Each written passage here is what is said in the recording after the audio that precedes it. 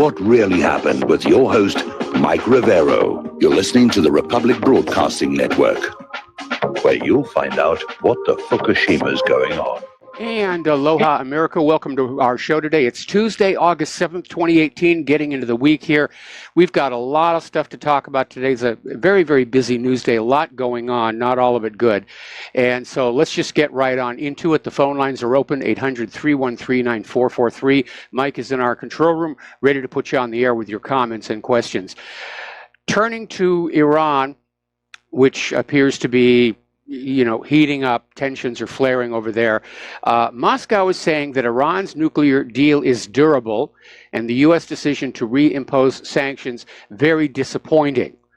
Now, Iran is saying that they're open to talks with the United States, but not while the sanctions are in place. So there's a deadlock there. And basically, pretty much the whole world, except for Israel, is disapproving of what's being done to Iran right now. Meanwhile, North Korea's foreign minister, Iran's foreign minister, Mohammad Javad Zarif, met with his North Korean counterpart, Ri Yong-ho, in Tehran earlier today, on the same day that the sanctions basically were reimposed on the Islamic Republic.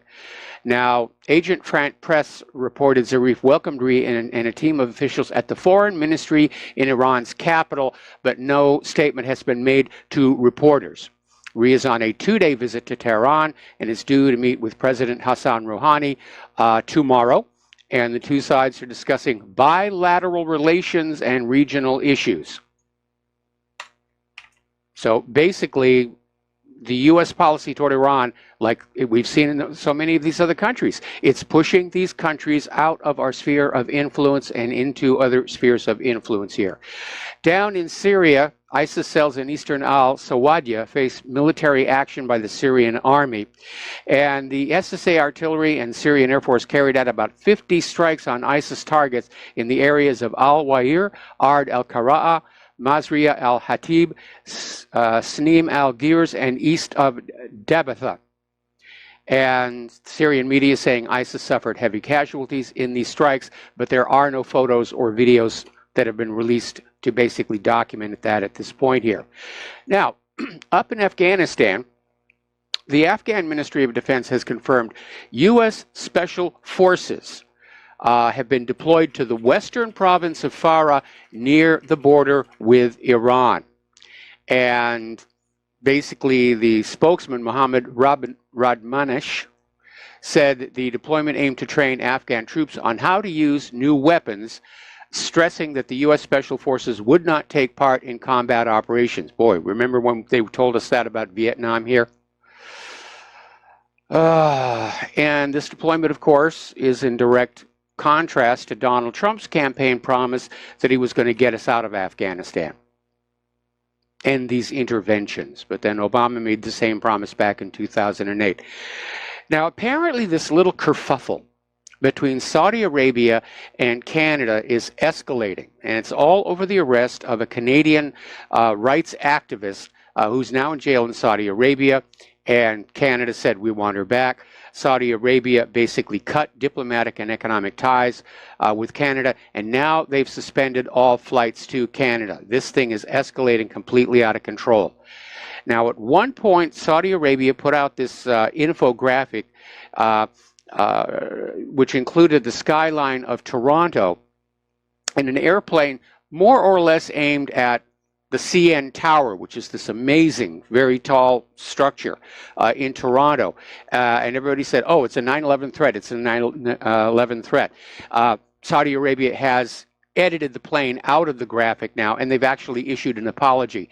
But obviously, tensions are very high between the two countries. And I have to wonder, where does Saudi Arabia think this is going to lead? They're pretty much on opposite sides of the planet. It's not like Saudi Arabia could attack Canada. Meanwhile, apparently, remember that NATO summit that was held July 11th and 12th? Apparently, it's focused on what is being called the Euro-Atlantic aspirations of the Balkan countries, and Macedonia was officially invited to join the alliance. So NATO is getting ready to set up its first airbase in the Western Balkans. Russia is not going to be happy about this Because remember, when the Soviet Union collapsed and they were starting the Russian republics, the Western powers, primarily the U.S., said NATO will not push any further to the east than its current border, which at that time was Germany. And like every other promise made by the United States, it was almost immediately broken. Now, Israel's Minister of Intelligence says he welcomes news that a Syrian scientist was killed by a car bomb, even as Tel Aviv denies any part in the murder. The New York Times, on the other hand, is reporting that Israel's Mossad was behind the attack. So Intelligence and Transportation Minister Yisrael Katz weighed on in basically saying that assuming this scientist was indeed involved in terrorist activity, I welcome his departure from the world. Really kind-hearted people here. Now, Asbar was the research director at Syria's Scientific Studies and Research Center, which was believed to be developing long-range precision-guided missiles. And of course, they throw the obligatory, with the help of Iran in there. But he was killed with a car bomb on Saturday. We're going to do a shout-out now to our on-air affiliates who are just now rejoining the network. Now, do you remember David Rothkopf? He's this Carnegie Scholar and former editor of Foreign Policy. And following the massacre that's going on in the border with Gaza, he basically came on out saying American Jews have a duty to oppose Israel. And apparently he's now escalating it, saying it's time for a boycott of Israel's government and all manner of possible pressure. So, again, Israel crossed a line there. Israel crossed a line. The massacre in Gaza, at the Gaza fence, the shooting of innocent protesters, was Israel's Amritsar. All righty, let's take a phone call from Francis in Montreal. Aloha, Francis. Welcome to the show. What's on your mind? Hi, Mike. This is a prequel to what I have to say. I got banned off Twitter for getting into a discussion with a Zionist and posting a bunch of pictures. The worst crime of all in Gaza has been ongoing for quite a while, and that's the use of white phosphorus bombs on the civilian population, including children in Gaza by Israel, which is really the big atrocity. But my main subject is the Danforth Street shooter in Toronto. Yes. And I was actually surprised. I've watched a bit of it. I didn't want to get too deep into it, but Faith Goldie has a really good video up that everybody in your audience should go watch. And this Hussein guy who did the shooting, well, they're trying to argue that he's just mentally ill. But he's been to Afghanistan, and ISIS claimed his attack as a terrorist attack. And then I'd sort of heard a bit about this because it's popping up in all over North America, but she's tied it to it. He's got a brother. His brother is an older brother, the Hussein brothers, and the Canadian media didn't want to report on their names. And his older brother's in a coma right now. And so they had him in a hospital in a coma because he's already had prior convictions for trafficking in cocaine. Okay. And he was on probation and all this. But the point is they executed a search warrant on his basement suite in his parents' house. Mm-hmm. And while they were there, they had some firemen there, and they saw they brought in the hazmat team. There was 42 kilograms of carfentanil, which is enough to provide over 2 billion doses, equal to 2 billion doses of heroin. And what they're saying is this has nothing to do with drug trafficking, and is in fact preparations for a chemical weapons attack. They also seized a bunch of firearms, like about 30 pistols and a bunch of other stuff too. So, and this is even being tied to a broader web where they're getting, like in Europe, whole steel Francis, railroad let me cut in here because I got a question. Okay, we know how certainly the American corporate media are always quick to jump and say ISIS this, ISIS that, and so I'm wondering why they would downplay this one. Because they're downplaying a lot of this stuff. Like there was 18 pounds of carfentanil in New Jersey, which is enough to kill 18 million people. Francis, because they're preparing something. what they're preparing, like they're getting huge arm caches, like whole railroad cars full of weapons, and they're bringing in now. They want to bring in like what 800 white helmets, and like what are they? They're Al Nusra. You know, like these are military age men. Yeah, it's just bizarre, right? So this is sort of. It makes me. I'm not a survivalist, really, but it makes me want to start stocking up on firearms and water and food and everything. It's like I think it's looking increasingly like they're preparing something. Well, and this is all over North America. They're getting these big caches of carfentanil that have no use as a drug. It's a biological weapon, or it's a chemical weapon. Anyway, it's a good video, and I don't want to take up too much of your show, but go look at his Faith Goldie has it up on her YouTube. Well, it's still there. Hopefully, they won't, ban her off the internet too. Well, I certainly hope not. But, in any event, thank you for the information and thank you for the phone call. We're going to let you go, and here is my concern about the idea of carfentanil being used as a biological weapon. How do you keep it from harming the people who are deploying it? That's the real issue, deployability.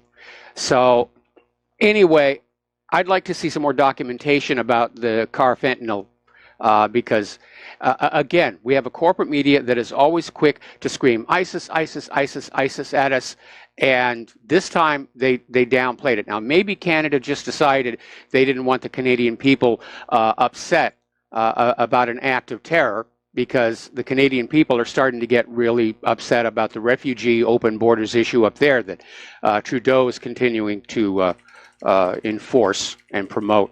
So who knows? Who knows?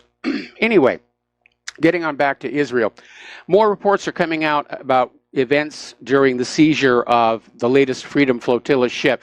And apparently one of the eyewitnesses is saying that the Israeli forces, in addition to beating the passengers, stole thousands of dollars from them. So it really was piracy on the high seas here. Now down in Israel, an Israeli cabinet minister is saying, well, really, Egypt bears equal responsibility for what's going on in Gaza. Basically, Cairo is saying, no. We are not, and we don't want to get drawn into this Palestinian enclave. Right now, Egypt is trying to broker truce talks there. But Egyptian officials are saying they will resist any attempt by Israel or the United States to shift to Cairo the onus for addressing Gaza's long-term governance or economic problems. So that's Israel's attitude. It's all your fault. Article that came out from Middle East Monitor is basically saying that the real obstacle to peace is not the illegal settlements, although obviously they're a big problem. The real obstacle to peace, as seen by both Israel and the United States, is the Palestinians demanding their right of return, which was guaranteed to them, first of all, by the United Nations, and even promised to them by Israel when Israel was being created. Now Israel wants out of the deal.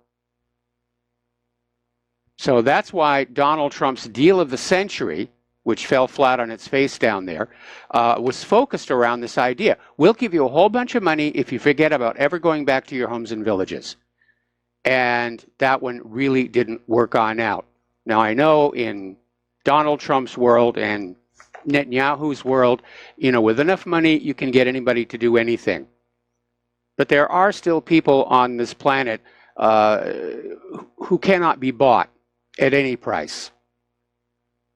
And the Palestinians seem to be among them. The Palestinian Ministry of Health is warning the health facilities in Gaza may have to stop because of the fuel crisis. And they're not getting any assurances from the authorities that the fuel crisis will be resolved. And they may just have to shut down. Right now, because of the fuel crisis and cutting off of raw materials, 80% of Gaza factories have stopped operating. And basically, they're talking about this ongoing blockade. and Israel's closure of the Karam Abu Salam crossing for the 27th day in a row. Thousands of trucks have been denied entry to the coastal enclave, which means the goods they are carrying are threatened with damage and loss. And we've seen Israel do that before, where there'll be humanitarian aid, and Israel will just leave it on the docks until it's rotted and unusable, and then they'll send it through the gate and say, see, we delivered the humanitarian aid. So it's basically shutting down. Israel is pursuing a policy of collective punishment against the Gaza Strip, which, by the way, is considered a war crime, crime against humanity.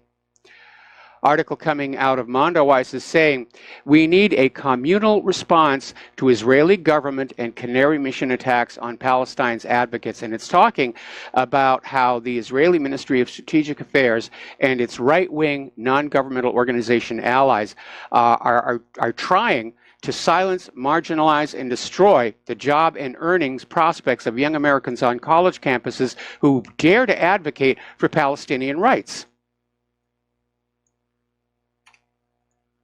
Now that's pretty underhanded, heavy-handed kind of tactics. Not just, argue the merits of the case with them, but to literally take active steps to destroy their potential careers. And I went through that myself all the way back with the Vince Foster case. All right, let's take a phone call from Layla in Ontario. Aloha, Layla. Welcome back to the show. And what's on your mind today? Hello, Michael. Before I respond to Joe, who apparently called in yesterday and asked for my response to something, I'd like to just say that anything that Faith Goldie has to say should be taken with a grain of salt. I admire her. The woman has a hell of a lot of guts. However, she is a rabid Zionist. And I remember when she was in Bethlehem, she stood there claiming that Christians had abandoned Bethlehem and they should have a new crusade. First of all, Christians didn't abandon it. Christians went in pursuit of a livelihood because Israel was strangulating the economy for both Muslims and Christians who have a sense of loyalty to one another, because when you suffer together, you kind of stay together. But again, I don't mean to mean everything about Faith Goldie. A lot of her work is good. Now, on to the issue of what Joe said yesterday. He issued a call. Would I comment on the idea of the Arab street? First of all, the idea of the Arab street is not really relevant with regard to Arabs, because they don't walk around the streets like we do, protesting or dialoguing. I shouldn't be watching you on the air because you're talking while I'm speaking, but, and I don't know if you're talking to me, but there's a bit of a delay in the YouTube. There's a delay, so just stop looking at my face. That's why the video, I'll take my eyes off the monitor. Palestinians and Arabs, like all other people, are normal and will not stick their necks out in what they believe is a lost cause. Everybody knows that Israel has an arsenal of nuclear weapons, and they probably will find themselves a safe place to hide before they detonate and kill everybody else. In fact, I wouldn't be surprised if they have found some kind of weapon that will destroy human life but leave the infrastructure intact. Yeah, it's called a neutron bomb. Even cousins. Okay, I didn't know, but that certainly, I'd read something about it. I didn't know the details. Secondly, cousins, brothers, lovers fight with one another and won't defend one another if it's going to require that they put themselves at risk. And there are certainly, Layla, we have to take a short break for commercials. Do not hang up the phone. I'm going to come right back to you after these words from our sponsors. And aloha, America. Welcome back to the show. And as has become quite evident over the last couple of weeks, there really is a war against the independent media. And we need your help. And there's no such thing as too small of a donation. So the postal address to send a check, money order, or if you prefer anonymity, cash, is Republic Broadcasting Network, 2251 Double Creek Road, number 302, Round Rock, Texas, 78664. The phone number to call in with a credit or debit card donation or to pledge to be a recurring subscriber is 800-724-2719, extension 1 during normal business hours, extension 3 at all other times. So getting on back to the phones and getting on back to Layla and the so-called Arab Street, can you just sort of pick up where you left off? Yes, but before I continue with why I think the rest of the Arab world is not jumping up and down and complaining about Israel, I'd like to make a comment about donations to your show. If it were not for your show, Michael, I don't know what I would do, because I do not have cable TV. I cannot trust any of the other so-called media. So I today, as I want you to be aware of this, I'll send you the tracking number. I'm going to be sending you 9 checks to cover until the end of January, and I'll send you the tracking number because I think it's really urgent that someone like you stays on the air.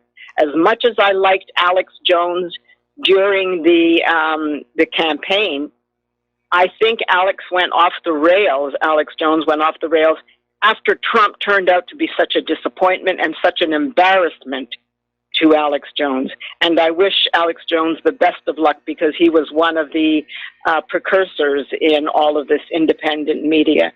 The other thing I will issue to you, and this is a promise, the city I'm living in is supposed to be a sanctuary city.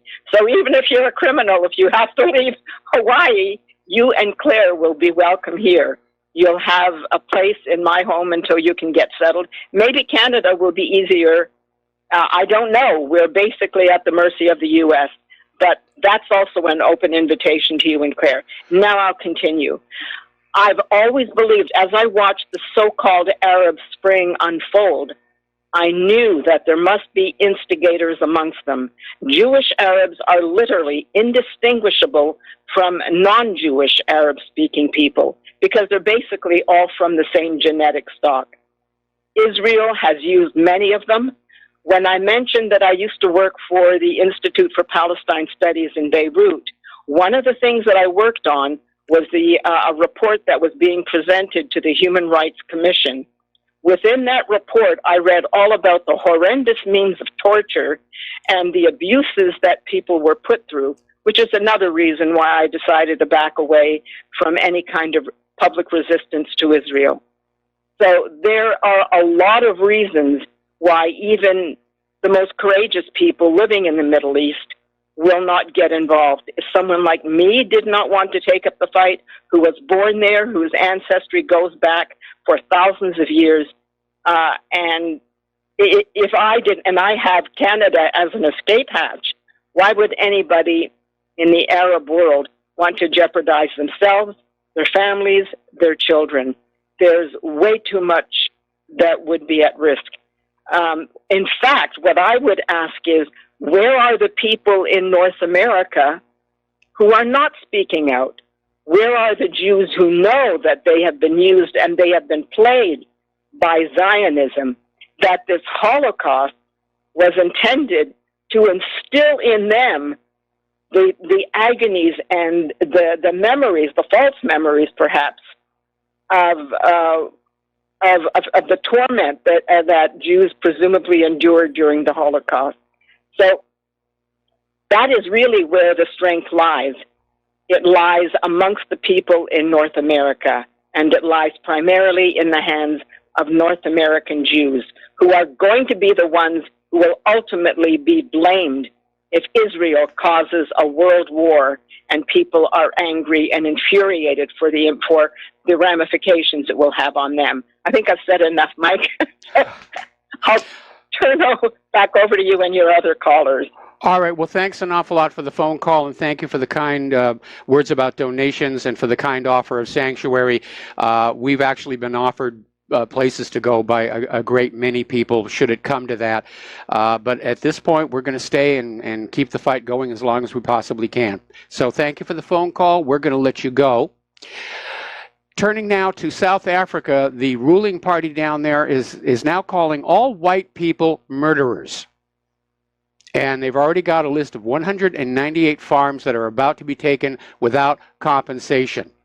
And a lot of people are saying that South Africa literally hovers on the brink of anarchy with all the anger that's in the street here. And if you look at what's going on in this country, where they're now out there normalizing the idea that all white people are racists, which is nonsense. But we seem to be heading in the same direction, and it's very, very alarming. We got to take another break for commercials. We'll be right back.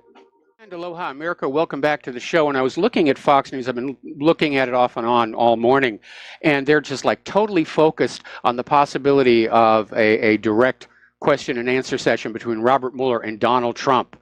And they're basically telegraphing. Mueller is trying to find something he can construe as obstruction of justice. Now, what does this have to do with the Russian collusion story?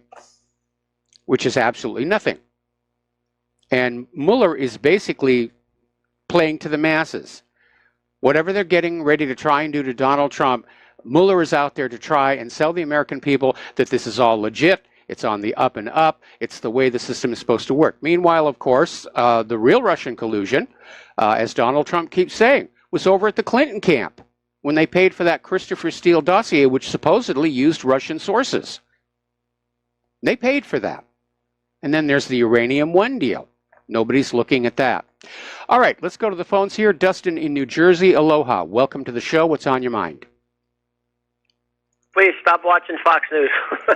Well, it's you know, there's nothing else to watch. I'm not going to watch, you know, CNN. You can watch your walls dry if you just painted them. Well, we can do that, but I need to have a feel for what they're lying to us about today. They're so wretched, Fox News. I used to watch them until the Iraq War, and I said, when they had the guy on who was Saddam's bomb maker, and they all disappear after the war starts, right? Well, what a fraud channel, just like CNN. They're all crap. You got to do your own research, gone downhill. You know? Fox has gone downhill. There's no question. They're being brought into the fold. Mike, do you find it a coincidence that the white farmers are getting killed, kill whitey in South Africa, and the same thing is going on here, and in Europe, kill the white man? Like, I mean, there ain't no coincidence going on here. No, it doesn't feel like it's a coincidence. You know, it feels like it's part of this whole New World Order thing that's going on. And you know what's amazing? Where's Black Lives Matter? What's going on in Chicago? Where's Black Lives Matter when Obama killed how many brown people droning them, or just wars, you know, and with Hillary and stuff? Where are these groups at? Not a peep. No, they're only upset when it's a white police officer and a black suspect. Then they get involved. And let me tell you, Mike, these people are true global Marxists. I mean, they're all going to take us to the cornfield eventually, because that's what's going on here. I mean, eventually. You can feel, Mike, you can feel it, how angry these people are. Just look at the protests in Portland. I mean, they're just angry at Trump. The guy's only been in for, where were these people for the last, 20 years? Well, I think overall, Americans are getting angry. And I think all of this Black Lives Matter and whites are racist and everything is an attempt by the government and the corporate media that we direct our anger at each other instead of at the government and corporate media that have basically lied us into this horrible mess. Standard operating procedure, divide and conquer, like it's been going on since the history. Yeah, divert from the government causing all the problems and blame each other. You know, but I mean, I never seen anything like it. I mean, you can't even wear a Trump shirt outside or a bumper sticker on your car or a hat that says, "Make America Great Again." They even going after people who wear the American flag on their shirts. Yeah. You know, you hear the Antifa people saying, "America sucks." You know, I'm like, well, then move. You know? And then they go home, right? You know, after they say America sucks, then they go home or they go out to a movie. Yeah, they're such a fraud group. But I'm telling you, Mike, I really do think that these people are as dangerous as, any gang out there. I mean, these people have the potential to just shank you in the back. That's what it's coming down to. You know, they could basically, start a civil war. I think we're already in one. it's just like a soft one, kind of like a soft Cold War, or we're in a Cold War. I mean, all this stuff going on at the same time is not good for this country, because basically, Mike, you know, we said it before, and I said it, and you said it, we are in the decline. We are, the unipolar world of ours is ending. Yes. And the multipolar world's coming up, and I think the government's just going to try to pull out all the stops, you know, when it comes to trying to stop it from happening, you know. And good luck with that, you know. But I think it's too late for the multipolar world to be stopped at this point, because there's too much sanctions being put on everybody, and everybody's just going to be going their own way and making their own deals together. And it seems like the U.S. and Britain are probably be left. Yeah, you're absolutely right. A couple other, yeah. And all right, that's all I wanted to say. Thanks, Mike. All right, thanks for the phone call. We're going to let you go here. Now, North Korea has issued another statement saying that they're demonstrating good faith. They ended the nuclear weapons testing. They handed over the remains of the U.S. troops killed in the Korean War. They dismantled that missile test stand, and they are denying the allegations made in this UN report saying that they're building more missiles and building more nukes. They're saying it's a complete lie. And they're saying it's time for the United States to make a gesture of good faith. And the two that keep coming up are, of course, dropping the sanctions and officially ending the Korean War. Unfortunately, Mike Pompeo's attitude is that North Korea has to give the U.S. everything the U.S. wants first, and then maybe we'll do something nice for you. So, now, over in Russia, Rosatom, which is their nuclear technology sector, said they have developed and successfully tested what is being called a perpetual reactor. And this is a reactor capable of powering Russia's newest nuclear submarines during their entire lifetime without having to be refueled, which is a major task, whether it's for a submarine or an aircraft carrier. I mean, you're going to be dry docked for a long time while that reactor gets refueled. This one never will. The new nuclear reactor will be able to run during the whole life cycle of the next generation submarine. And it said the company upgraded and tested a newer design of the so-called active zone. This is the heart of every reactor where the fission is actually taking place, allowing it to generate more power than its predecessors. So their submarines are not going to have that downtime for a refuel. Meanwhile, China has successfully tested its hypersonic Starry Sky 2 aircraft that is able to fire nuclear missiles that travel at 4,563 miles per hour to evade existing anti-missile defense systems. That is very, very fast.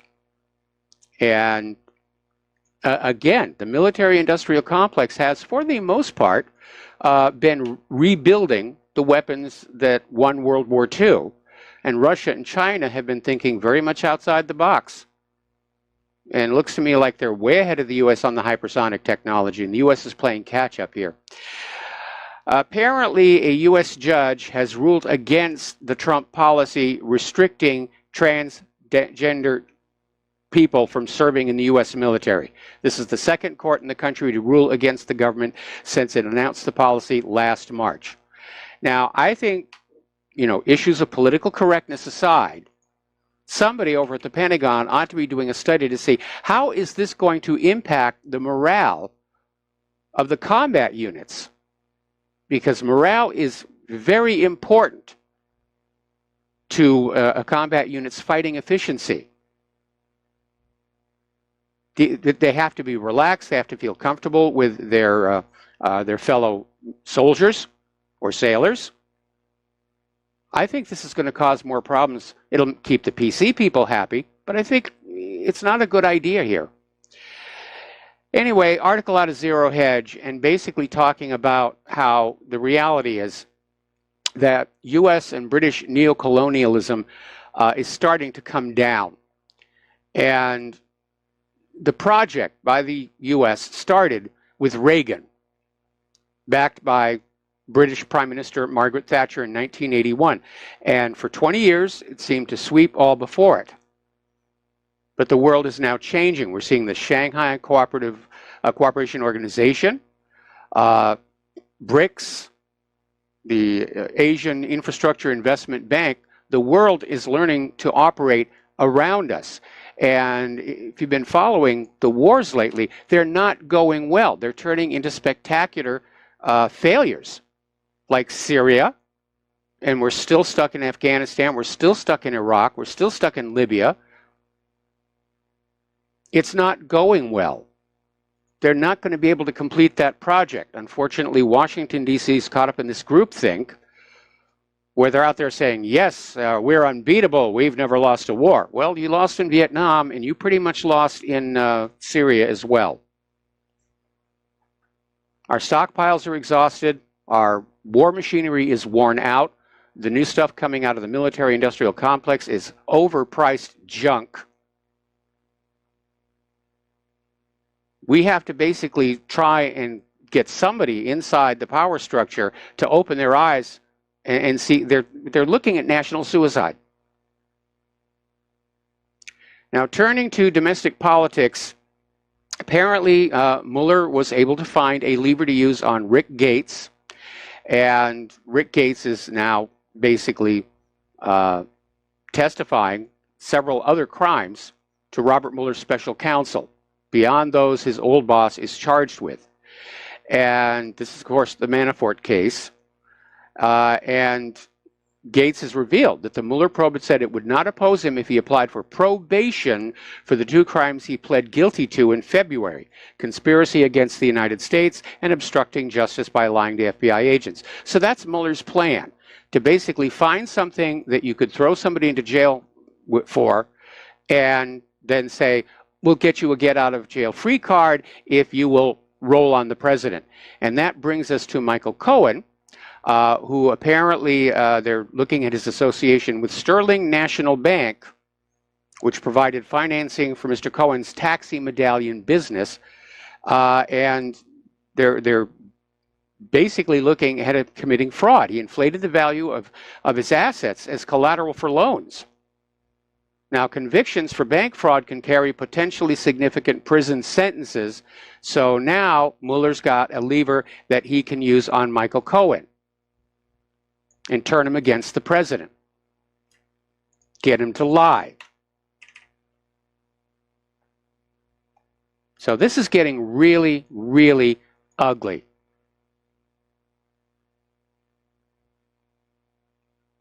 Anyway. Now, despite objections from the Department of Justice, a federal court has ordered the Justice Department to preserve James Comey's personal emails. And it's turned out that he, like Hillary Clinton, was using a private email account to conduct official business while he was director of the FBI.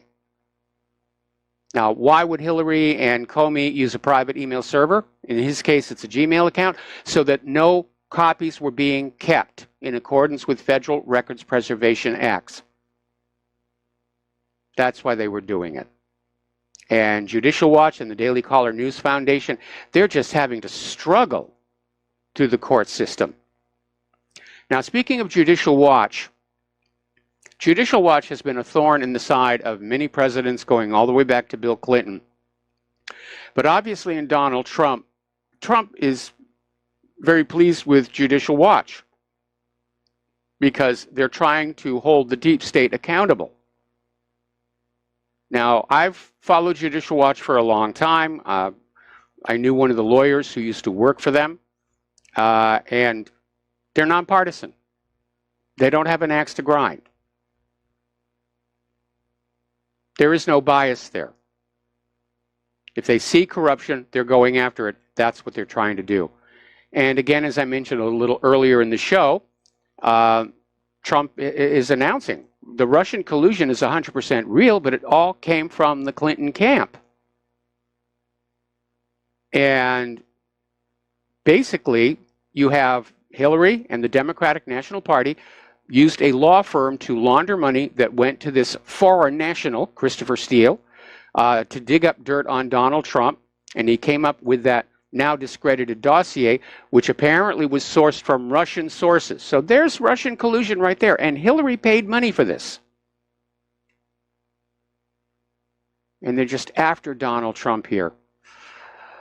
Okay, now Robert Mueller also has this criminal case against Russians accused of interfering in the 2016 election. And Mueller issued the indictments and figured that would be the end of it. It would hit the newspapers, Russian collusion. And the Russians actually sent lawyers to defend themselves. And Mueller has been trying to prevent discovery so that the defense lawyers don't realize there never really was a case. Well, now the U.S. judge overseeing this criminal case agreed to appoint an independent lawyer to review pretrial evidence for possible national security issues before giving it to the defense lawyers. And they're basically saying this is a firewall, cancel. This is just a tactic to block discovery by the defense lawyers. Oh, we can't show you that. National security implications. Oh, we can't show you that either. National security implications. All right, we're going to take a phone call. Joe in Glendale, aloha. Welcome to the show. What's on your mind? Hello, Mike. Mike, I'm a little confused. Trump, a few weeks ago, threatened to shut down the government if he didn't get the funds for this border wall. Yes. Now, the last time I checked, the GOP had control of both houses. Yes. So it's all theater, Mike. If the GOP, with both majorities in the House and the Senate, can't unify behind a Republican president to reform this immigration system, you're never going to have any reform, because they're in the pockets of the corporations that want cheap labor, an endless supply of cheap labor, and the Democrats just want, as you've been saying all along, permanent power through the influx of lazy, poor voters who will be dependent on government. So Yep. you're never, with that a reality, you're never going to have a solution. No, we're headed for a collapse. Until the system collapses, like Yeah. you said. Right. Yeah. Now, Mike, I just wanted to say this. I don't know what this GOP Congress is going to run on, because what have they accomplished? They've enacted a tax cut that benefits primarily the wealthy and corporations. They've earmarked more money and agreed more arms to their masters in Tel Aviv. They've advanced a bellicose foreign policy that has included sending Javelin anti-tank missiles to Ukraine, and making it more difficult for Trump to improve ties with Russia. Okay. I mean, what kind of Joe, I got to put you on hold. We got to take a break for commercials. We'll be right back. Aloha, America. Welcome back to the show here. We're talking with Joe in Glendale. And Joe, what the GOP has to run on in the midterms is that they're not Democrats. Because right now the Democrats have got a major, major image problem coming out of the 2016 elections and their aftermath and the continuing violence across the country. And it's left a bad taste in the mouths of the American people. And I've seen quite a few articles out there saying that that's the biggest problem the Democrats face, is their image. People know that the Democrats are behind this push for open borders and for illegal immigrants. And so that's what the GOP has to run on. Vote for me. I'm not a Democrat. But the GOP hasn't addressed this open borders problem. They have a president. They have Donald Trump in the White House who wants to deal with this issue, and yet they want to just keep shoveling money to Israel and the military-industrial complex. Okay, you just changed context right in the middle of the sentence here. We're talking about the illegal immigration. You need to put the blame where the blame belongs, and that's in the court system, which is, opposing Right. Donald Trump every step of the way. And Congress doesn't need to fix the immigration system. We have Title VIII. Right. If it was just being enforced, the problem would be solved. But unfortunately, we have members of Congress, including Hawaii's own Mazie Hirono, who don't even know the law. And she got caught off guard when she was told that actually it is already a crime for somebody to walk across our border without official paperwork.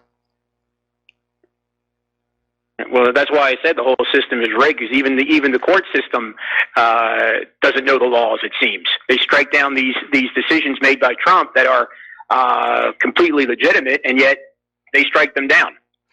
Yeah, I know. The problem is the entire system is corrupt, is what it comes down to. And everybody's out there trying to do what they think is going to make them richer and more powerful. And sadly, nobody is looking into the future and see that we're headed to a crisis that this nation will not survive. And it's going to be a combination of economic, the corruption will spill over from the central government. We're seeing violence in the streets. But again, getting back to your point, there may be a serious pushback against Democrats as we get closer to November, because the Democrats are not doing anything to fix their image except waving around this open borders lady. No, but I heard Pat Buchanan on a Tom Woods podcast say that he believes the Democrats are going to do quite good in the midterms, perhaps take back the House, maybe not the Senate. But he said maybe that might not be too bad because perhaps the Democrats will overreach if they have control of the House, and that will bite them in the you know what in 2020. Who knows? Well, I don't think so, and I disagree with Pat Buchanan, but of course there is that issue of election fraud, which nobody's really done anything about it, except tighten the cords on the election machines. Nobody's doing anything about illegal immigrants voting, and they vote Democratic. Right. If the Democrats take the House, then they'll gain control of all these committees who've been looking into all this corruption, and that'll be the end of the investigations. They'll just be shut right down. Yeah. Anyway, got to let you go, Joe. Got to do station identification. We'll be right back.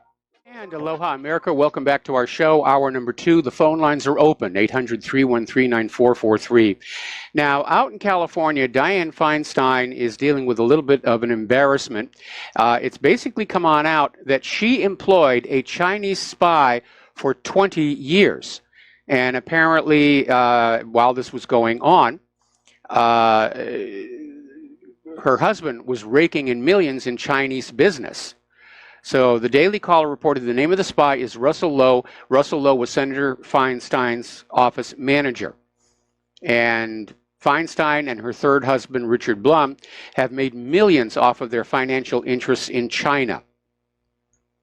Now, apparently, Dianne Feinstein was warned about possible Chinese bribes and infiltration in the 1990s.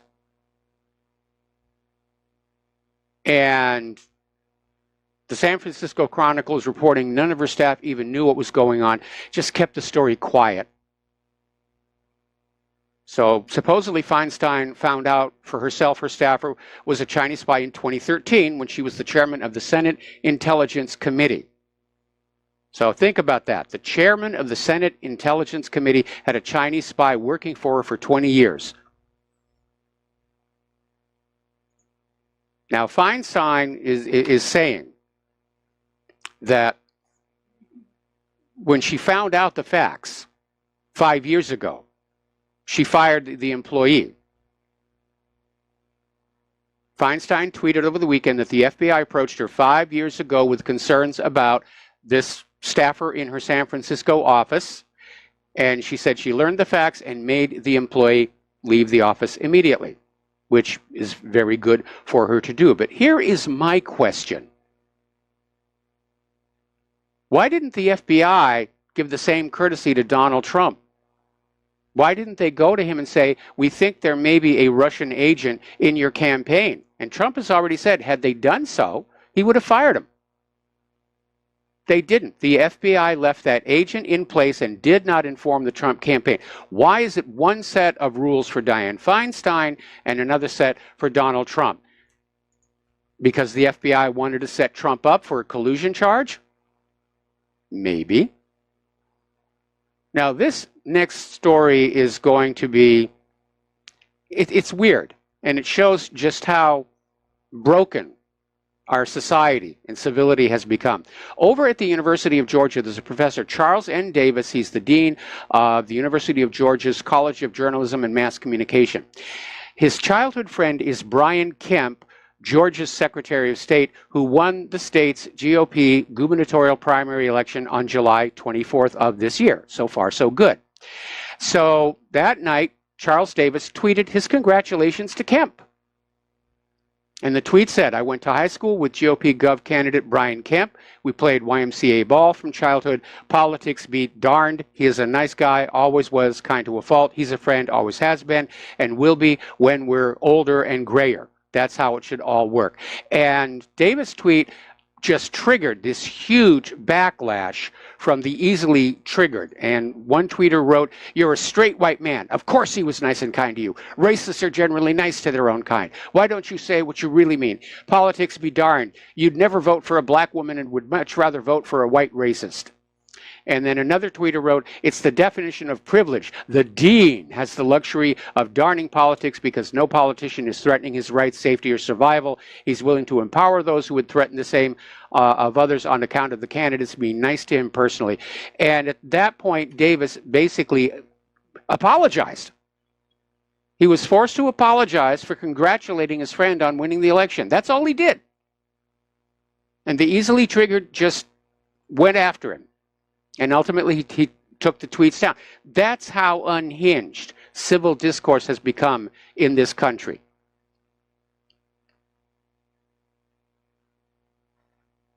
Okay. Now, article out of Front Page Mag is talking about the Southern Poverty Law Center, which recently was exposed for having links to the FBI. And the Southern Poverty Law Center, which has nothing to do with law or poverty, is out there promoting this big lie that all conservative Americans are racists and the real threat to the nation rather than Islamic terrorists. Southern Poverty Law Center claims the principal enemies of the American people are presumptive Republican, well, actually, this is an older article, Donald Trump, David Horowitz, and the Tea Party movement. It's an attack machine.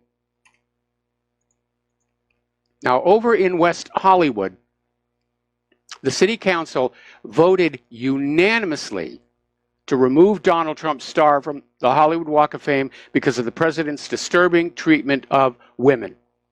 They just went on over there and just dug it on out of there. Odd that Kevin Spacey's star is still there, because right now, Scotland Yard is investigating 3 new sexual assault allegations against Spacey dating back as far as 1996. London police had earlier confirmed 3 other investigations against him, bringing the total to 6. But he still gets his star.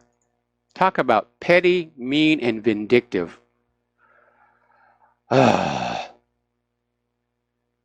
It's things like this that actually make me glad I'm no longer involved in Hollywood. To see this kind of behavior, this childishness. Now, as you know, this Jiang affair, as they're starting to call it. Sarah Jiang got hired as an op-ed writer on tech matters for the New York Times, and there was this huge Twitter trail of racist, sexist tweets declaring white people should be canceled out or made to live underground like groveling goblins. And one tweet she said, "Oh man, it's kind of sick how much joy I get out of being cruel to old white men." So Jim Kunstler is out there saying that this is peak social justice warrior bovine excrement. And when this blog stuff hit the internet, the Times Human Resources Department tried to deal with it by saying that Ms. Jiang was merely mirroring or counter-trolling malicious tweets she'd received over the years, imitating the rhetoric of her harassers. Well, 2 wrongs don't make a right. And now, of course, the New York Times is embarrassed because more tweets were discovered of Sarah dissing the New York Times and virtually all of its other op-ed writers in vile terms. So, now, interestingly enough, Sarah Jiang's overt anti-white racism doesn't seem to be a concern for the New York Times. Meanwhile, at Business Insider, Danielle Greenbaum had an article removed simply for defending Scarlett Johansson's casting as a transgender role in a movie. There's a clear double standard in censorship. We censor what we don't like. That's it. It's done case by case. We don't like it, it's gone. We don't like Alex Jones, he's off of our site. It's completely arbitrary. All right, we're going to take a phone call here. John in Texas, aloha. Welcome to the show. What's on your mind?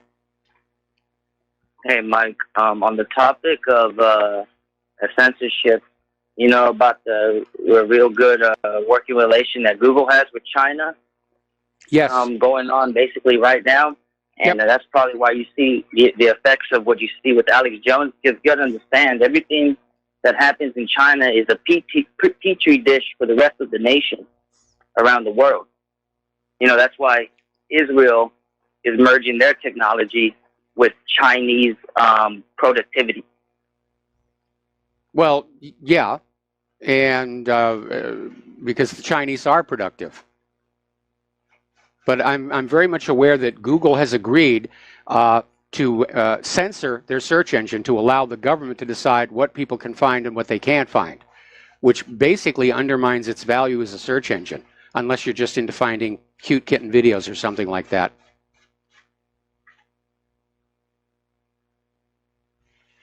John, are you there?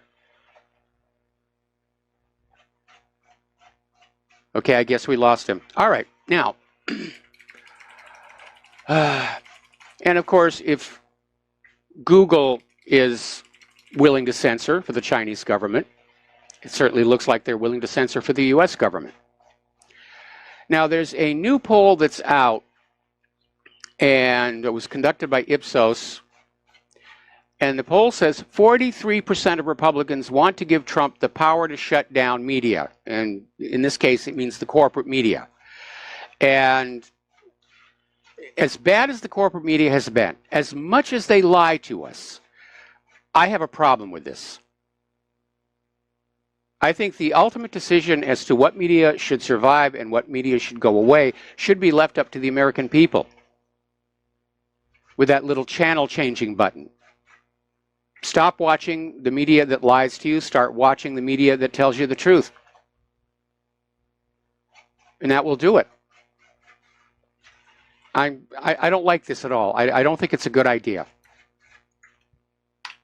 Now, basically, getting on back to some of the stuff that happened at the Bundy Ranch thing, even the FBI is starting to agree that when undercover agents pose as journalists, it hurts real journalists' works. And this is not the first time we've heard this. Now, right now, the FBI is attempting to fend off litigation from Reporters Committee for Freedom of the Press, which is filing requests for documents under the Freedom of Information Act. But we've heard these complaints before from journalists who are very concerned about how the FBI and the CIA, posing as journalists for cover, are engaged in espionage in other countries.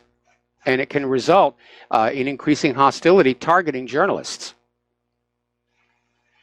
So let's turn to the economic news because there is a lot going on.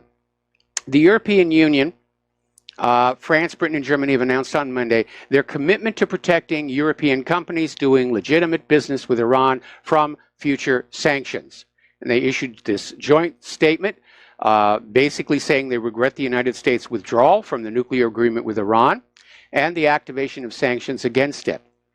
And basically saying they're determined to protect EU companies conducting legitimate business with Iran under the laws of the EU and the UN Security Council resolution.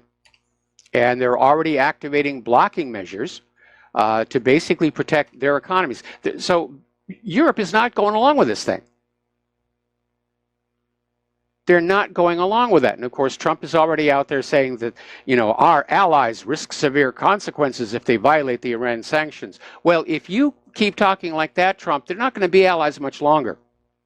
Because that's where this is going. All these sanctions and all this economic warfare is isolating the United States politically and economically. All right. Apparently, John in Texas is back. Aloha, John. I understand there was some technical glitch. What else did you want to say? Yes. What did you get? What did you stop? What did you hear me? Did you hear me with the Google and China? They're working together, and this it could be. That's why you see Alex Jones off. Did you hear that? Yeah, I got all of that. Okay. Then do you know about Israel's technology? Yeah, we got that as well. China's. We got that as well. Yeah. Yeah. Okay. Well, do you know how? Do you know why they have that merging? You know how they're able to do that? and getting, that Bill Gates is building the biggest Microsoft plant over there in Israel, along with Intel. Yes. They already have their own. Yeah, Israel's been buying up our high-tech sector for decades, and it's one of the reasons why young college kids don't have a job to go to that will allow them to repay those student loans. And did you hear when I said that everything that's happening in China is a petri dish for the rest of the nations around the world, right? Yes, I did. Yes, so that's why you see this, because Google had this policy not to be evil. Remember they had that little policy thing? Like, I think they took that down. I think they took it down. They took it down to get into China. Yeah. To make a separate browser for their own people, and this is the petri dish for us. You know what I'm saying? I think you've got it backward. I mean, we're learning right now that Google has been censoring and filtering and down counting search results for quite a while now, and I think all Google did was take those same algorithms to China. Did you know how it works in China? Like, say if you would have typed in something that wasn't allowed, it would send you either to a false thing, and not only it sends you a false thing, it would freeze your computer for a certain length of time, and then it would siphon information and stuff like that. That's what they were using the first Google. Okay, I have a little trouble. I have a little trouble with that one. I mean, the simplest way for Google to do this is to simply not show search results that are banned by the government. And so if you start harassing the computer users, they're going to know something's going on. And the only way this is really going to work... Oh, yeah, but this is China, though. This is China. This is what they do in China. John, let me finish. The only way this really works effectively is for the people using the search engine to not know the results are being filtered. And for the longest time, that was true here in the United States. It's only recently that we've come to find out that social media is engaged in filtering and censoring, especially of conservatives. Anyway, John, got to let you go. Got to get back to the news here. Now, down in Israel, their public security minister, Gilad Erdan, basically called the European Union morally bankrupt for snubbing the United States and its sanctions on Iran. And he basically came on out and said the EU is morally bankrupt, and we need to remember that next time they try and lecture us. Boy, talk about pot, kettle, and black. Morally bankrupt? Why don't you take a look down at that Gaza fence? Now, the petro-yuan futures surge limit up to record high as the U.S. sanctions hit Iran. Now, limit up is a term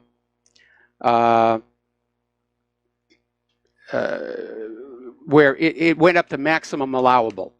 There are artificial limits on these equities markets. They're not allowed to go too high or too low.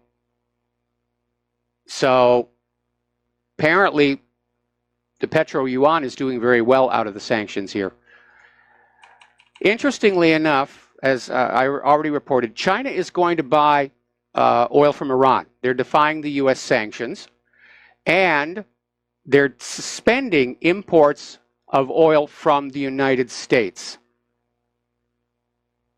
Apparently, a number of Chinese oil and gas companies are refusing to purchase U.S. oil. I don't think they saw that one coming. So, analysts are saying that the sanctions against Iran will likely hit Tehran's oil sales abroad and could lead to a price spike in oil contracts, meaning that you will pay a higher price at the gas pump because of this sanctions nonsense. All right, now then, we're going to take a phone call. Helen in Pennsylvania, aloha. Welcome to the show. What's on your mind? Hello, good afternoon, Michael. How are you doing? I'm doing okay. Oh, that's good.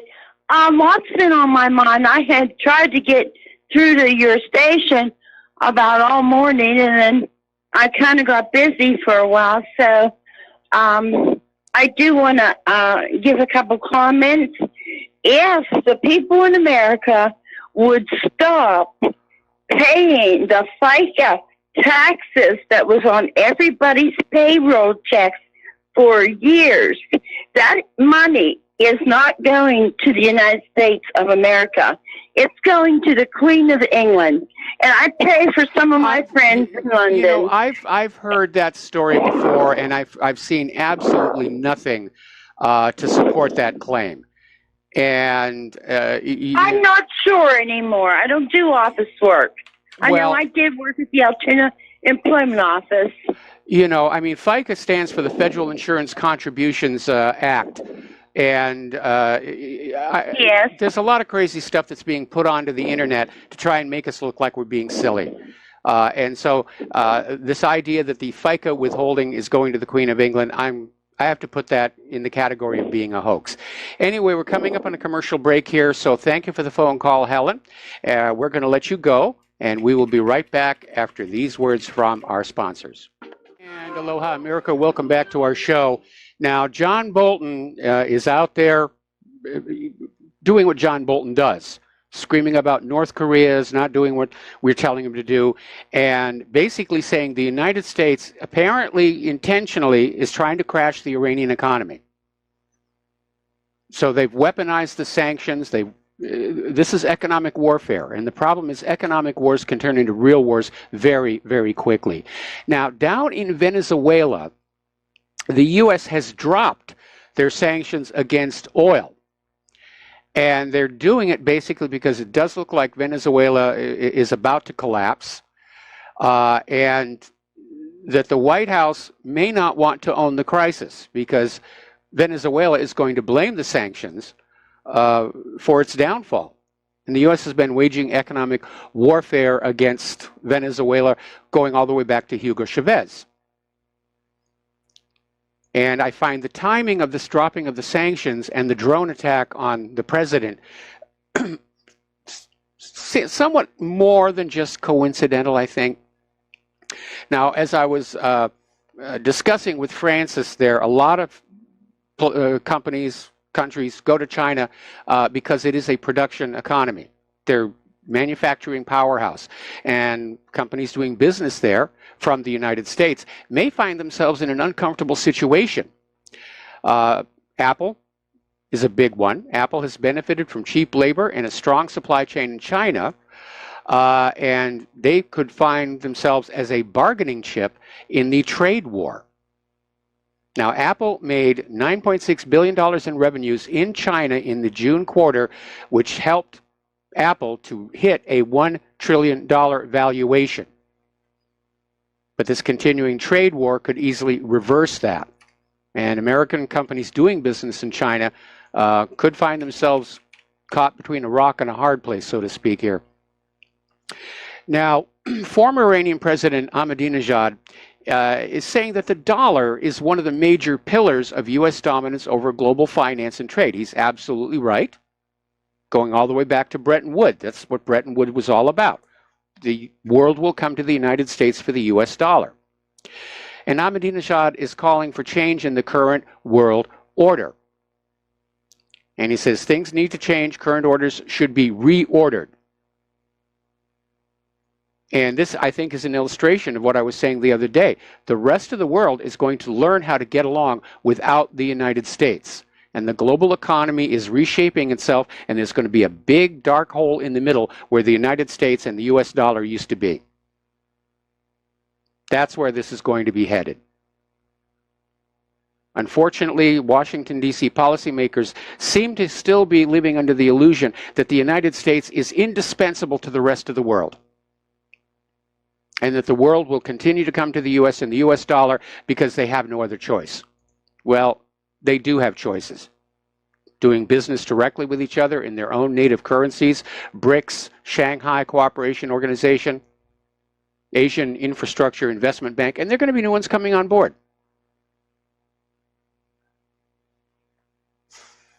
Now, Goldman Sachs has angered the Turkish government. They came on out with a statement saying that Turkish banks will be wiped out if the Turkish lira hits 7.1.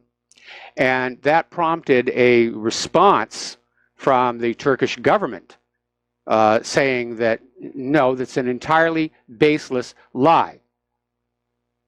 And Our embassy in Turkey said, despite current tensions, the United States continues to be a solid friend and ally of Turkey. They have a very strange way of demonstrating that, I might add here.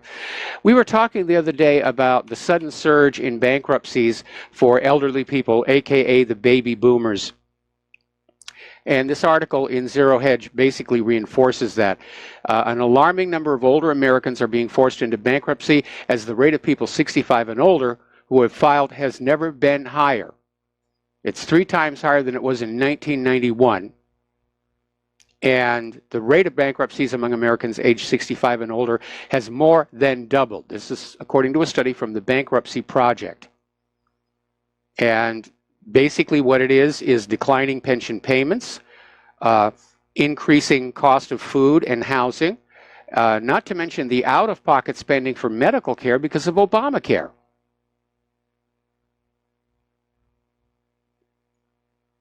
So the baby boomer generation, which was born into prosperity, they're having their wealth sucked out completely. And the wealth inequality in this country is really out of control. America's 1% haven't controlled this much of the nation's wealth since before the Great Depression of the 1930s. And we know what happened at that point. It all came crashing down.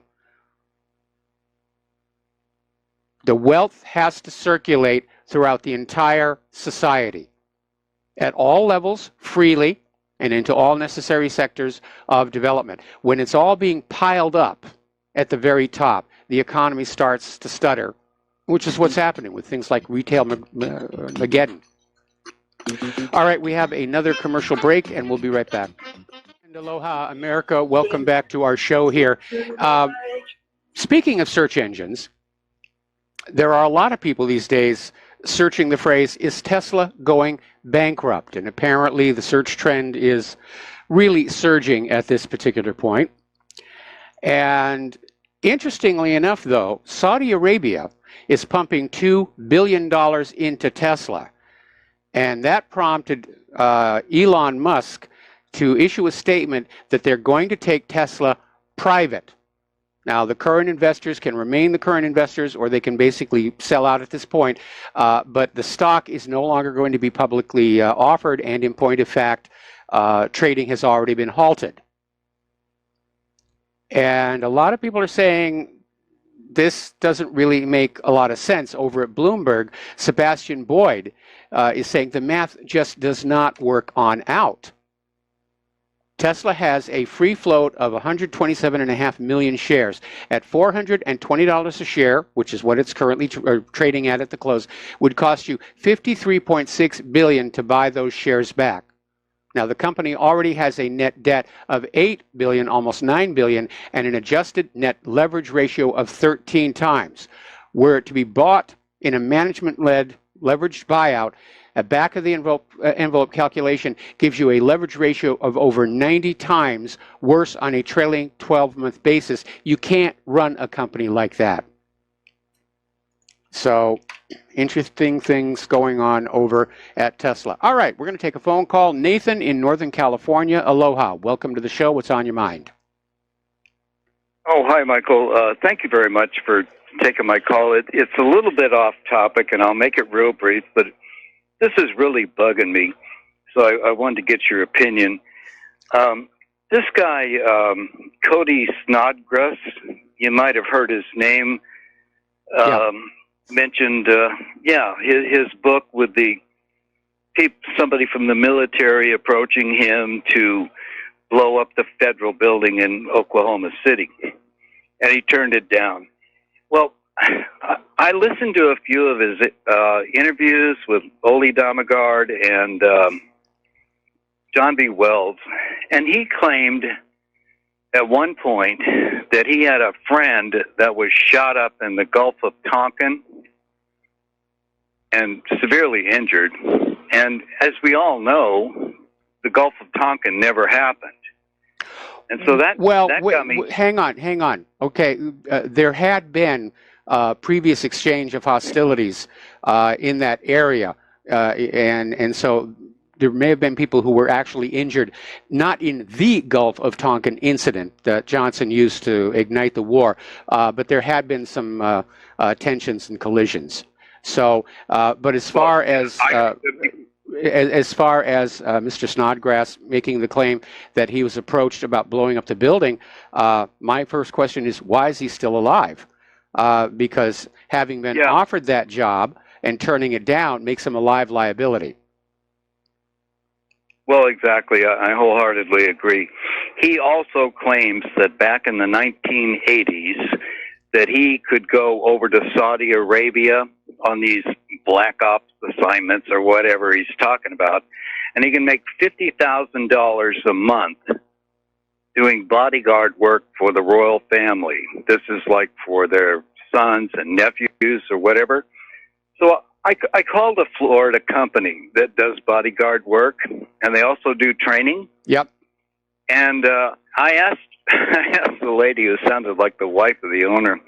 She's the office manager, and I said $50,000 a month back in the 1980s. And she said, well, we've actually done work in Saudi Arabia, and the royal family is very generous, but $50,000 a month back in the 1980s might have been possible, but she felt it was highly unlikely. Yeah. So that was her 2 cents. And the research I've done, you know, if you're a real top-notch bodyguard, you know, you're usually ex-Secret Service, ex-Special Forces, and you speak a second language like Arabic. And these guys make $700 a day, or maybe up to $180,000 a year. Now, 30 years ago, $50,000 a year as a bodyguard for the royal family, it just sounds preposterous. Absolutely. This sounds like one of Don Shipley's type of projects. You know, the guy who exposes phony Navy SEALs, you know, people that claim to have been a Navy SEAL, and when he looks up their records, you know, it's ridiculous. So I just wondered, for my own amazement, my last little question for you is, has Cody ever tried to get on your show? No. Okay, good. Well, if he ever does, I would ask him the meanest, nastiest, rottenest questions you can think of, and go from there as far as your gut feeling is concerned. But this bodyguard company in Florida, you know, the lady was like, "Who is this guy?"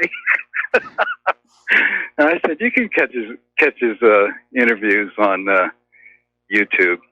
But it's amazing, if I'm correct, that he is not what he says he is that there are people out there trying to take advantage of other people to make a buck, and it's really kind of sad. Yeah, it really is. You know, they ought to change USA to AFAB, anything for a buck. And, you know, the love of money is the root of all evil. And, yeah, there are people without any ethics who, you know, they pull off hoaxes, whether they're financial like Bernie Madoff did, or hate crime hoaxes like Tawana Brawley, just to get their names in the newspaper. There are people who for some reason, there's something lacking in their upbringing where they think this is acceptable behavior.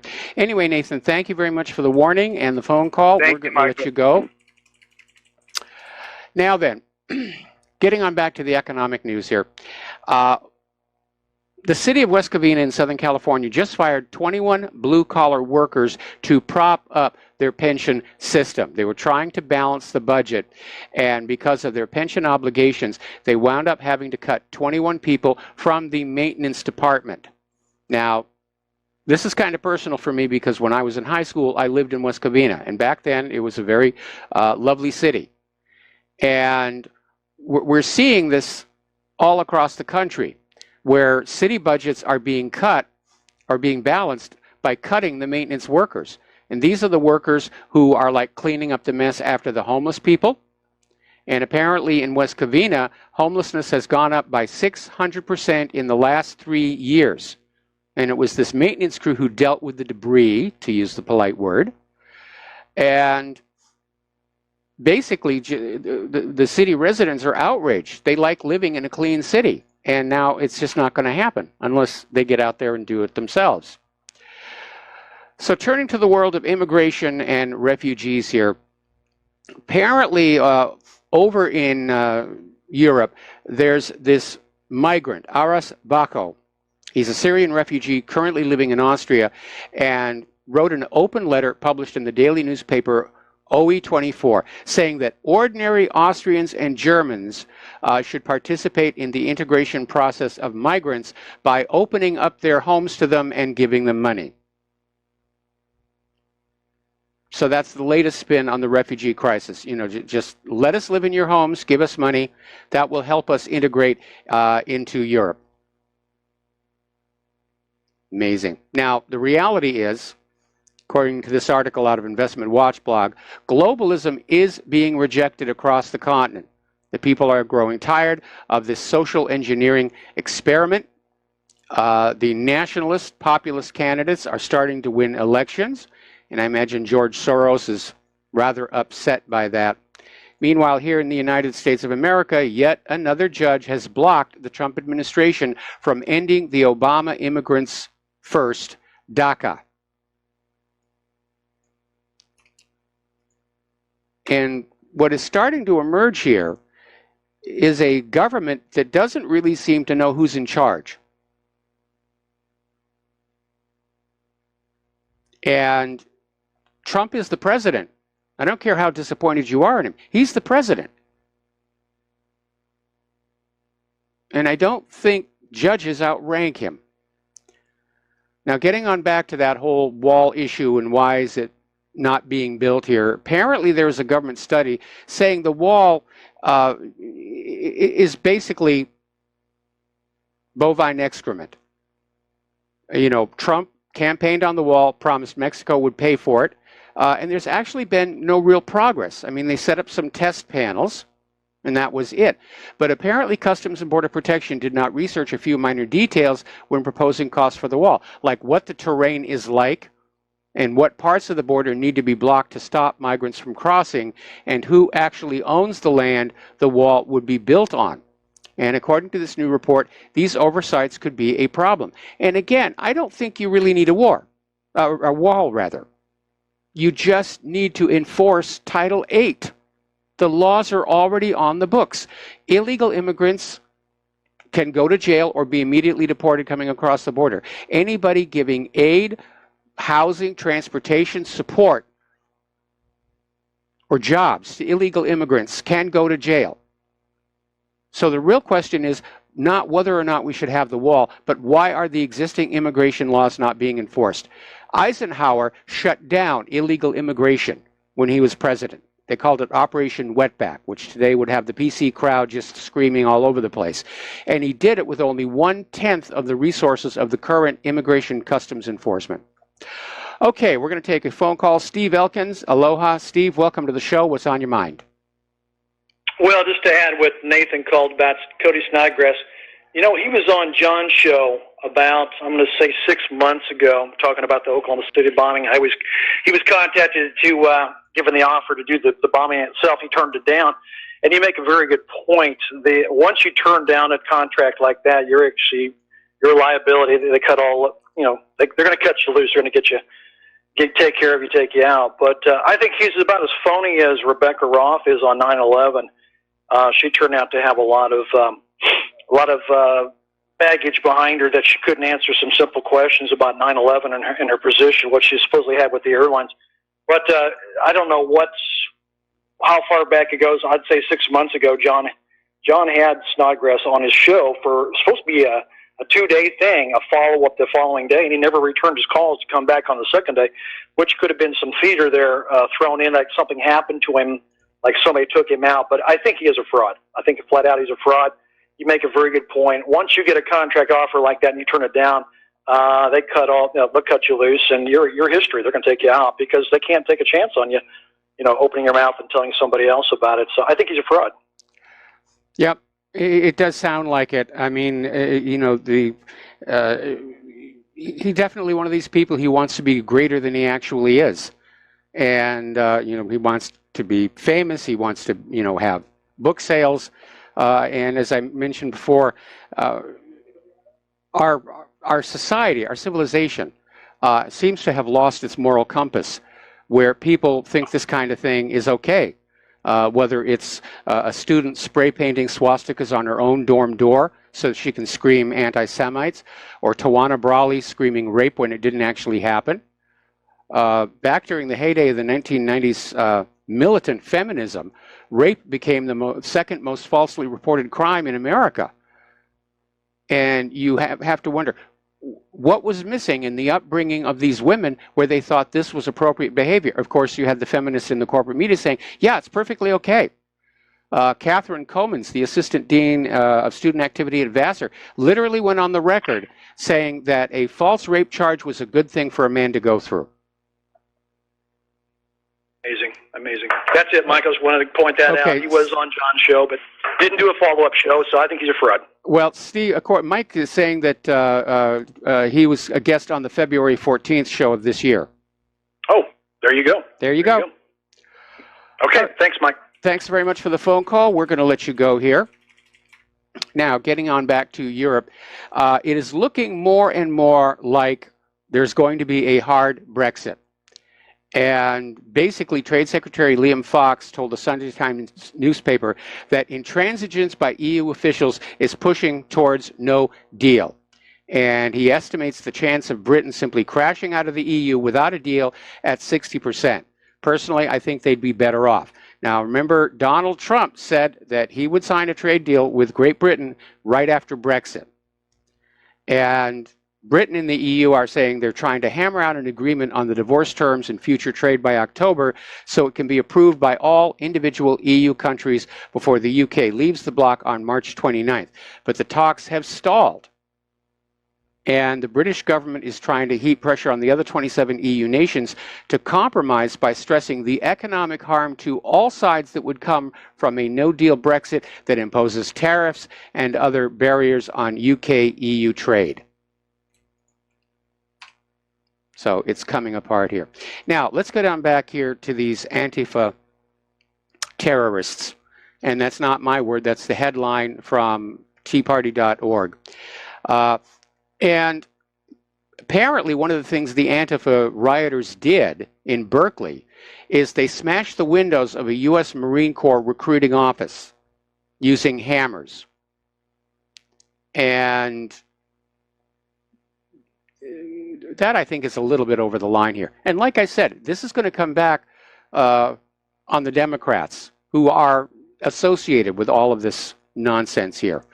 Now, the Berkeley police arrested these 20 people, and they posted their mugshots on the Berkeley Police Department Twitter feed, which is something they normally do. But this time, several professors from UC Berkeley slammed the Berkeley Police Department, saying, "How dare you do that?" And again, they're trying to protect these guys. They're trying to protect these guys here. Apparently, the police confiscated dozens of weapons. This is really getting violence in the street. This is not just a case of rioters that knock over a trash can or something. We're talking some serious, serious vandalism here. All right, we're going to take a phone call. Francis in North Carolina. Aloha. Welcome to the show. What's on your mind? Well, hello, aloha to you both. Well, I forgot to look at the clock before I picked up on the call here, so we're coming up on another commercial break. So I'm going to put you back on hold. And I'm going to come right back to you after these words from our sponsors. So everybody stay tuned. We'll be back with Francis. And aloha, America. Welcome back to our show. And we're on the phone with Francis in North Carolina. And aloha, Francis. What's on your mind today? Well, you know, when you mentioned about, I really wasn't looking to call in to start with, but when you start talking about the illegal immigration and people coming in and not becoming a U.S. citizen and oh, well, reaping what was sowed or whatever, not sown or whatever, so forth ad nauseum. I'm reminded of the whole fiasco as being a three-ring circus at the cost of the everyday U.S. citizen, depending on what state they're a citizen of. You know how that works? For one thing, nothing's going to happen to them because, one thing, there's nothing going to happen to the corporations or companies that employ such an individual like that. Reason being is that they're going to have the ear and the pocket of the politician that's going to protect them to start with, which is the third ring of the circus, as the corporations or companies are the second ring of the three-ring circus. And so as a result, since they're all the whole trilogy of three-ring circus and acts all together, nothing is going to be done about it, because who's got whose ear, who's got whose pocket, and who's layering what, and then the person that comes in illegally ends up reaping from everything, because quite frankly, the person that that lives and resides here illegally is basically getting is paying out to get ripped off at a showboat of a three-ring circus that is not really a good show at all to be seen or be had, other than they've been had, for that matter. So with that, I'm out of here. Later. All right. Thanks an awful lot for the phone call. And the phone lines are open. So getting on back to this Antifa violence, and 3 cities over the weekend, and going on back to the aftermath of the 2016 election, where it was just violence all over the place. And there was an article that came on out asking a very simple question: why are Democrats promoting violence against Republicans? And we've been seeing it, like Maxine Waters saying, you know, go confront them in the restaurants. And it's incitement. And basically, Democrats and the corporate media are going to continue to incite violence, and the violence will continue to escalate. Now, this article is implying that it's time to push back. I don't agree with that. I sort of agree with Gandhi: an eye for an eye and a tooth for a tooth, and soon the whole world is blind and toothless. But there is definitely an issue out there where the Democrats want this violence in the streets. And maybe that's what they're going to campaign on in November. You know, we'll bring order to the country. Forget about justice. We will establish order. Now, apparently, one of the 2 police officers who shot and killed Stephen Clark had his wedding crashed by Black Lives Matter protesters. Now, the Sacramento police have not released the names of the 2 officers who were involved in the incident back in March 18th due to safety concerns. So was there a leak inside the police department? Because apparently this small group of protesters got word about the wedding and made sure that they were there and crashed his wedding.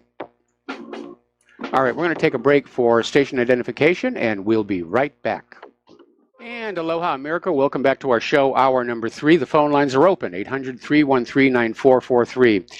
Now, here is a story that it's a gray area where you're not sure if it's a good idea or not.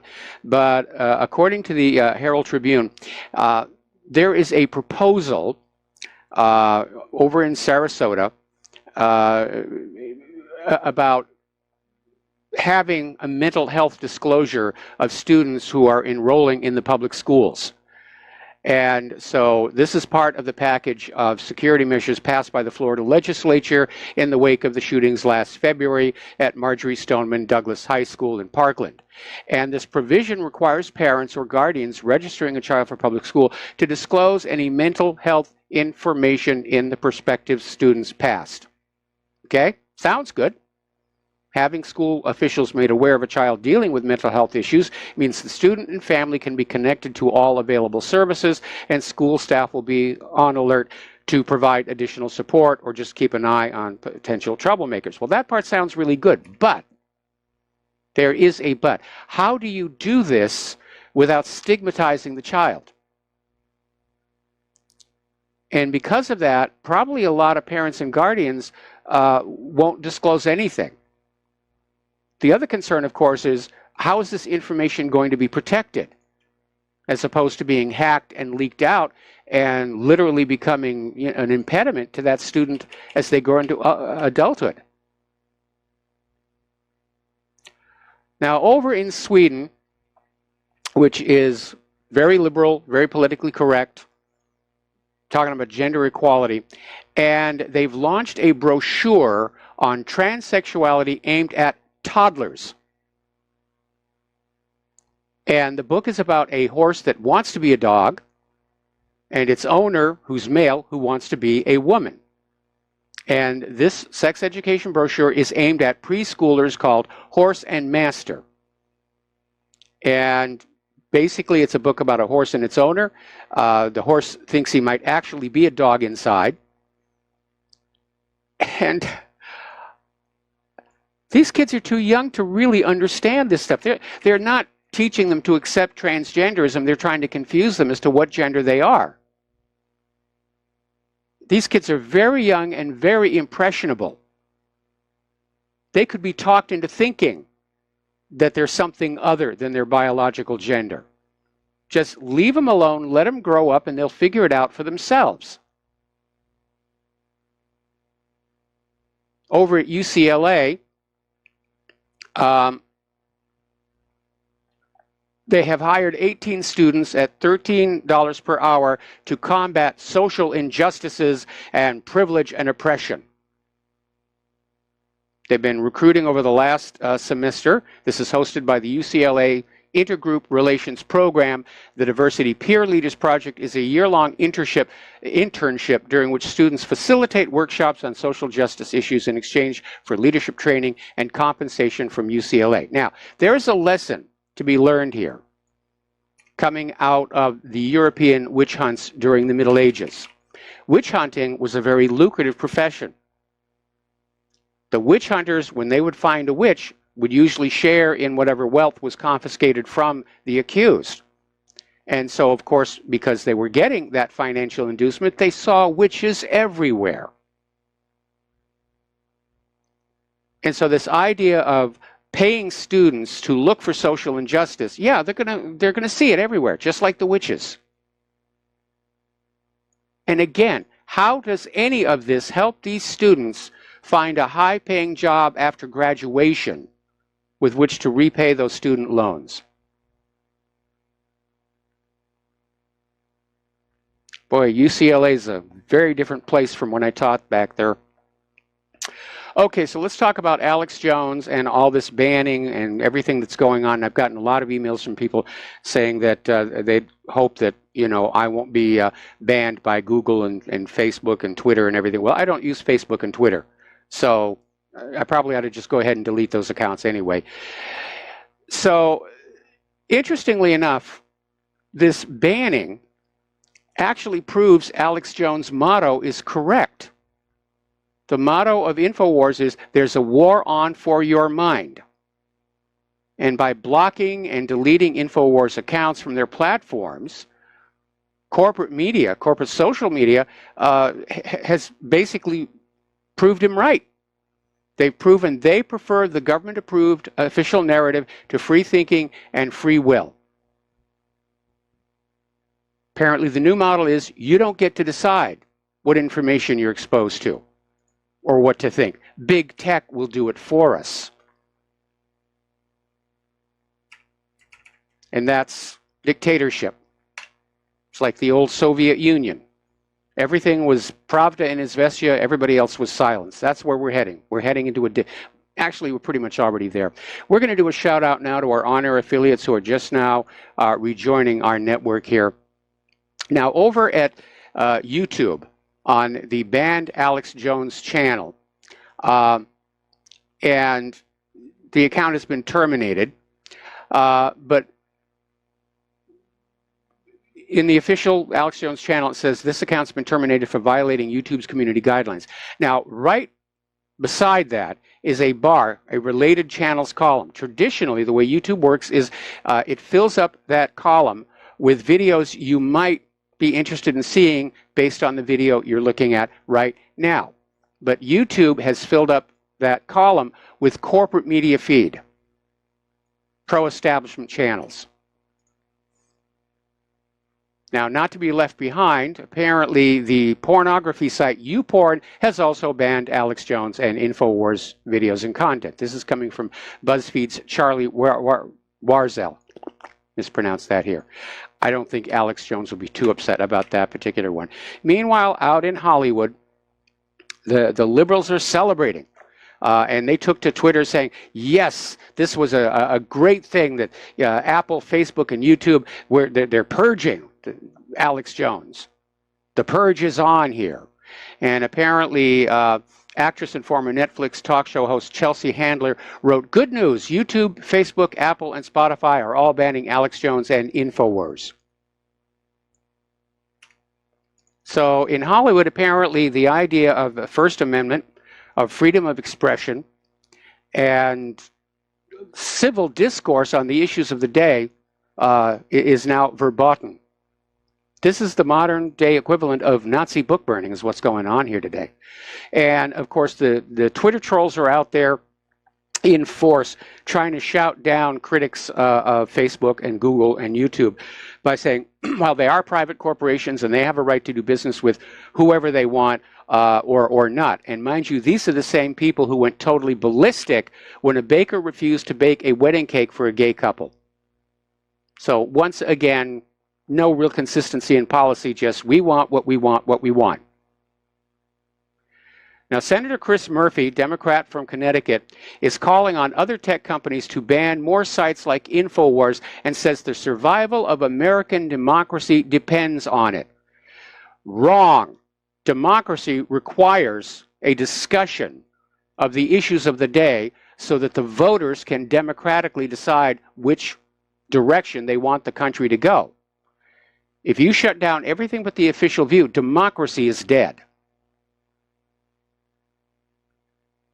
So, now the blowback is already starting. Unicredit is the first major corporation to sever their ties with Facebook over ethics.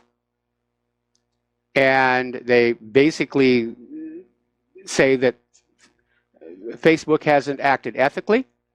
And Bloomberg is saying other large companies may follow suit.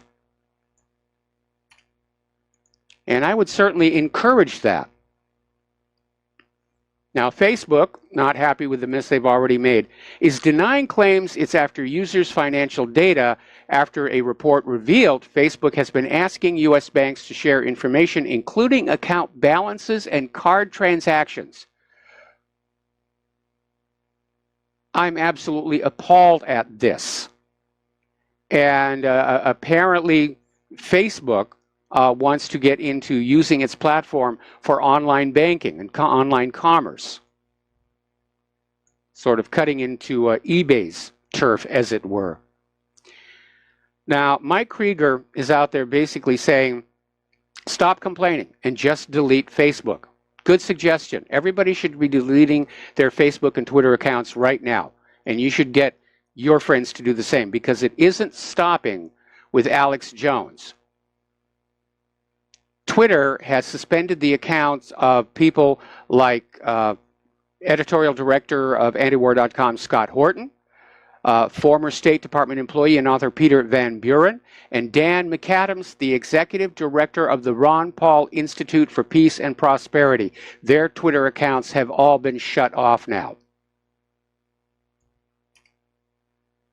Apparently, Tommy Robinson has now been banned from Instagram. So, Facebook apparently blocked an ad by Elizabeth Heng, who's a GOP candidate for Congress. So they're not even trying to hide the bias.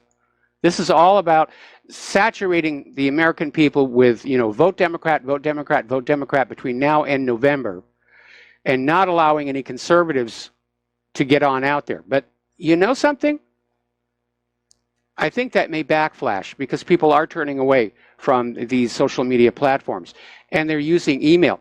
99% of the communication I do is over email, and Google can't filter that yet. Now, Soros-backed Media Matters is now pushing on Facebook to eliminate anybody who questions the reality of human-caused global warming. Now, the global warming fanatics have been wrong on every one of their major predictions of devastation since 2008. Actually, it goes back further than that. In 2000, they were saying snowfalls were a thing of the past. So the American left has gone full fascist now, and that's a very, very troubling sign.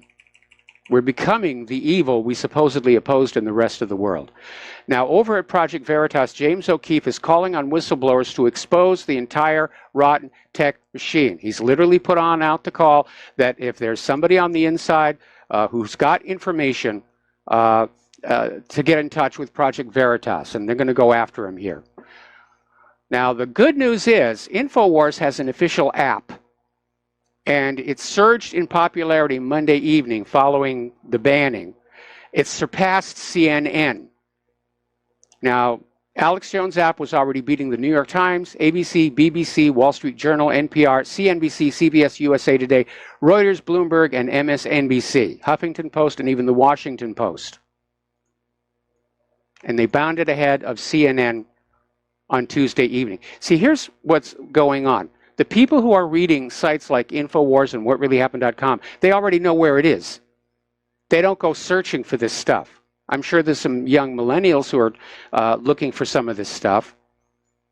But the millennials are going to be turning to these other search engines like DuckDuckGo and Yandex, which do not practice censorship. Okay. Mike Adams has come out with his opinion that these tech giant companies are guilty of criminal racketeering and fraud. He's saying the RICO Act clearly applies here because there is a conspiracy to silence America, mostly to silence conservative America. All right, let's take some phone calls. Paul in New Jersey, aloha. Welcome to the show. What's on your mind? Hello, Michael. Michael, you know, I had been banned by InfoWars when I posted what they thought was something politically incorrect on their website. So and by the way, I was also banned several times where I was thrown off Facebook for 30 days, and this went on until I quit Facebook. And so I kind of see it as a big world out there on the internet, and think about the price of Facebook. It's free. And if I don't like it, what did I lose there? I lost nothing, right? And I just packed my bags and I left, and I don't go back. Yep. So they're missing my information and data. So they suffer for it. And they're also missing the ad revenues because the fewer users they have, the less the advertisers pay. Exactly. And that's what's so important about all this with these companies is we have to be willing, even though we're small little people in the oceans and just individuals, you know, when all that we individuals add up to millions and millions, it becomes a big loss for them and a big problem, especially with the Facebooks out there, which depend so much on ad revenue and getting people's eyeballs behind the screens. So I do urge people out there, if you don't like it with these companies, here's an idea. Next time you buy a cell phone, go to Galaxy. Buy a Galaxy phone and teach Apple a lesson. And we should also remember that Apple has never really been or not been for a long time an American company. You know, most of their manufacturing, if not all, is in China, right? They're really, their headquarters was in Ireland for quite a while. So they basically love to collect the money overseas and avoid paying taxes in the United States as much as possible. So I would love to actually see if Trump, you know, when you're passing tariffs against the Chinese, also pass tariffs on American manufacturers who manufacture in China and then send it to the United States. Even though they might claim themselves to be Americans, what really does Apple do for America? And now they're getting into the business of censorship. Well, where is Apple getting into the business of censorship? Well, they're also one of the ones who are taking, I believe, Alex Jones off of their platform. Oh, the iTunes. Yeah, they took him off of iTunes. So there you go. Now, you see, and this is the mistake these people make. Don't take your business and make it political. Any company that decides to be political deserves a public spanking and retribution. And so what we need to do, and I just don't get this about corporations, is boycott the ones who are basically going to censor or trying to steer the agenda or try to politicize their customers. And they have to, the CEOs have to learn the lesson that just remain neutral. The goal of Apple should be just to sell you the best cell phones in the world and with the best quality, all the rest of that, and the best laptops in the world. Okay, fine. But stop politicizing it. Keep that to yourself. Nobody wants to hear Tim Cook's personal agenda. Right? And I don't need to be steered by these elitists out of Silicon Valley into what they think are socially engineered to be little mimics of themselves. Just be happy they got about, hundreds of billions of dollars in the banks in their offshore accounts, and leave it at that. Stop it with the social engineering, because this is what they're up to. Yes. And so my advice to people, next time you're thinking about buying that new cell phone, go to Galaxy. Galaxy isn't doing any of that yet, right? Yep. I hear they make very good phones, a lot cheaper than Apple, too. I hear you get them like $200, and they're just fine. Save yourself the money. And one other thing before I go, Michael, last week when they were talking about Apple's excellent quarterly earnings, Apple basically said, oh, yeah, because we were charging so much for the phones. In other words, they have so many people duped into the belief of the conspicuous consumption of their little trendy, showing off their $1,000 iPhones, right? Apple yeah, but that's not a a viable business plan in this economy anyway, and Apple's already announced they're coming out with a new version that would be only $500. Right, but they still gouged those people a year ago with $1,000 cell phones, and thousands upon thousands of people lined up at the Apple stores, the suckers, and paid that extra money. Actually, the iPhone 10 didn't do well at all. In fact, Apple's repeatedly had to cut back on their orders for phones to be manufactured. It's not a hot seller because of that very fact. It's $1,000. People just don't have that kind of money for a cell phone. Yeah, I can never buy it with Apple. When I was searching for a laptop a while ago, I mean, an Apple laptop is basically 3 times the expense of just a Toshiba or a Dell. Yeah, well, I do understand that. Anyway, listen, I got to let you go. We got to take a break for commercials. Yep, thank you. We'll be back with another phone call after these few words. And aloha, America. Welcome back to our show here. We're going to go back to the telephones to Don in the Philippines. Aloha, Don. Welcome to the show. What's on your mind? Well, Mike, yes, as far as the Antifa, you mean to tell me they're not breaking any laws? As an organization, there's no law, federal statute, or anything else that they're breaking? I mean, they're a terrorist organization. They bring feces and urine to these to try to screw up rallies and try to. I mean, there's all kinds. They should be busted. This is one thing the FBI used to be good at, is they would infiltrate organizations. They used to be said at the communist. If you go to a Communist Party meeting, probably 90% of the people there are FBI undercover agents, and they could infiltrate Antifa. These people are not the smartest people in the world, that's for sure. They should have all kinds of. I mean, if the FBI wanted to do some good for a change instead of just doing not good stuff, yeah, they could bust. There's got to be RICO statutes, conspiracy to foment revolution or something. They could get all these people to do anything because Antifa is serving some kind of a political purpose for the deep state and for the Democrats. And yeah, they're breaking all kinds of laws left and right. Now, I'm glad that 20 of them got arrested up there at Berkeley because they were causing physical damage, vandalism. They were attacking the police. But you're right. Antifa is not a peaceful group. And if you're not peaceful, there are laws that they are breaking. But again, they seem to be serving somebody's political purpose, and that's why we have the hands-off attitude. There have been allegations of the police literally being ordered to stand back and allow Antifa to do what they're going to do. On my computer, I got a couple computer problems, Mike. My Windows just quit working. I click on the Windows button. I still get Google Chrome. I can use that for the internet, but the Windows just is not open, period. And I tried some of the remedies that are offered there on these when you go online and look, and nothing seems to work. And then the other problem is plugging the computer into my TV monitor here, which I do sometimes to watch videos or movies. Sometimes it'll work and sometimes it won't. Maybe I was wondering, maybe I should just buy a new cable for that. That might remedy this. Yeah, that might fix that one. That might fix that one. As far as the Windows not opening up, you probably need to go to your local Geek Squad or computer repair shop. Anyway, listen, Don, thanks an awful lot. We're going to let you go here. We've got more news to report. We're coming up on another commercial break here. So getting on back to the banning, apparently Democrats are now circulating plans for the government to take control of the internet and impose regulations on political speech.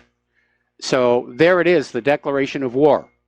War on conservatives on the internet, because they're targeting conservative sites here. And even Donald Trump Jr. has come on out saying this is really about purging all conservative media. So Alex Jones was right. There was a war on for your mind. There is a war on for your mind. And we're on the front lines right now. That's why Republic Broadcasting needs your help so much. So they're out there saying, yes, we're going to regulate political speech here, and we're only going to allow true news on there. With, of course, they get to decide what's true or not. And that's just like the old Soviet Union. There's the official story, and that's it. And you are expected to just believe that official story, no matter how ridiculous it is. When Chernobyl blew up, the Soviet government originally told their people there had been no accident. And then when the radiation started ringing alarms all over Europe, the Soviet Union was forced to back up and say, yeah, we had a little kind of a tiny oopsie over there at the reactor here. Apparently, the Republican National Committee had a little embarrassment. Apparently, for months, its website accidentally linked to a porn Twitter account instead of the Maryland Republican Party. Got to check those links. Got to check those links.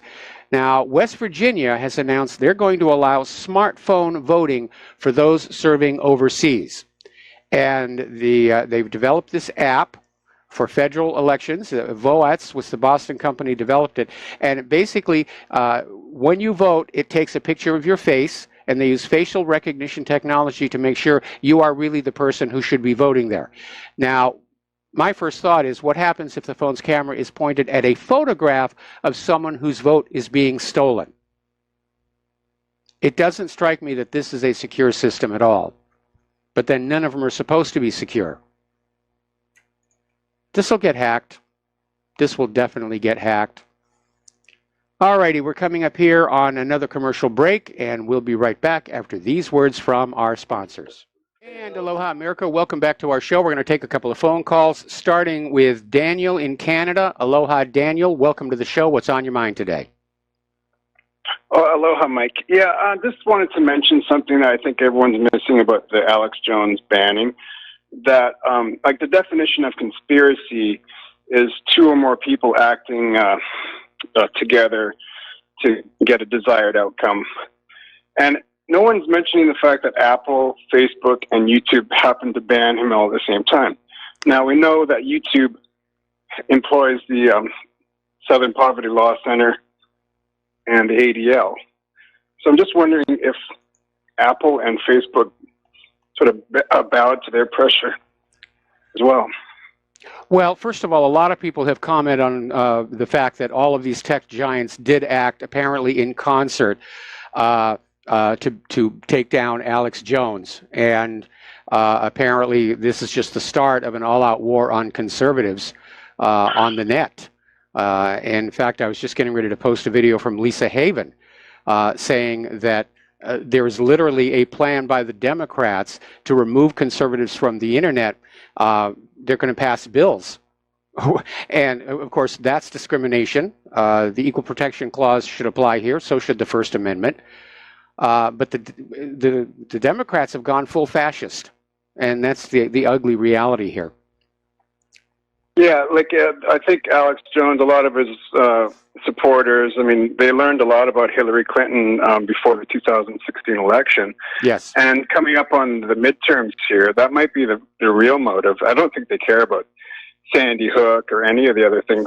Like, some of the excuses they gave for banning him were just ridiculous. And he's been saying this for 20 years or whatever. Well, I agree that a primary motive is to silence conservatism on the internet ahead of the midterms. But there are those who were involved in various false flag hoaxes perpetrated on the American people. They want the independent media to go away as well. Because they'll come on out, they'll stage a hoax, and it gets ripped apart here on the independent media. It's like the Boston bombing and those backpacks. To me, that was reasonable doubt right there. But Tsarnaev's lawyer literally went into court and told the jury, yep, he did it. You know, what kind of a defense lawyer does that? So there are a lot of people with vested interests, with secrets to keep, who want the independent media to go away. There's the vaccine companies want us to stop pointing out all the research that vaccines are harmful. You've got the GMO companies who want us to stop talking about whether or not GMOs are actually safe. We've reached that stage right now where the American people are just drowning in lies. And we're trying to basically counter it. And the liars are literally declaring war on the truthers. Yeah, the purge is on. Just for all your listeners out there, this is the time to, open up your pocketbook and just, if you have to give $5 or whatever it is to keep RBN and Mike Rivero and Jordan Stadmiller, keep these guys afloat. All right. Every little bit helps. Cheers. Every little bit helps. All right. Well, Daniel, thanks an awful lot. We're going to switch over to Pete in Florida. Aloha, Pete. Welcome to the show. What's on your mind? Yeah, Mark. Yeah, I think anybody that goes from 9/11 as an inside job with all his videos he had back in the day to where he's now saying that the Saudis were behind 9/11, I think Alex Jones is a hoax. I want to see the documents, the court papers that he's okay, we've got a bad connection here. We've got a bad connection here. You're breaking up. And again, I don't pay a lot of attention. I don't pay a lot of attention to Alex Jones. I mean, I used to be on his show a lot. We used to sort of get along. We parted company over the issue of Israel. And whether you like Alex Jones or not, or whether you think he's gone in a wrong direction, is irrelevant to the issue that the corporate media has been exposed as nonstop liars to the American people. They don't like that. And they want to make all of the independent media who challenges their credibility to just go away so they can go back to making money and, controlling what the American people think. Well, I think Alex Jones is probably just another side hoax. I mean, how can you go from telling everybody that it's an inside job? And he might have, take a look at everybody who's around Alex Jones. I mean, Stone and Owen Schroyer, these guys are gangsters. I mean, they probably even moved in on his operation. I mean, how can you go from inside job to telling everybody that it was done by the Well, I don't know. Certainly, I don't agree with Alex Jones on that one. But again, what Alex Jones is saying is irrelevant. The fact that he's being stopped from saying it is the important part. This is a nation founded on that Bill of Rights, and that very first one, freedom of speech. We are allowed to speak our mind and express our honest opinion. Yeah, you can, but all these people that are banning him is private enterprise. So what are you going to say? What can you say about that? It's just private we business. Simply go to a different private enterprise. I mean, real videos coming online. I'm still waiting for my channel to be approved. Kim.com is setting up a Twitter replacement that won't practice censorship. And people are going to naturally drift over to these just as quickly as they become available. We're already seeing, a lot of these alternative search engines like Yandex and DuckDuckGo, they're doing a brisk business And if Bloomberg is right, and if more of the big advertisers are going to disconnect from the social media corporations over ethics issues, because they don't want to be tarnished with that image. They don't want to be seen as supporting something that is so un-American at its core. We could actually see a major seismic shift in the social media environment, where these old original social media companies are all going to come on down to be replaced with newer, more ethical, more responsible social media platforms.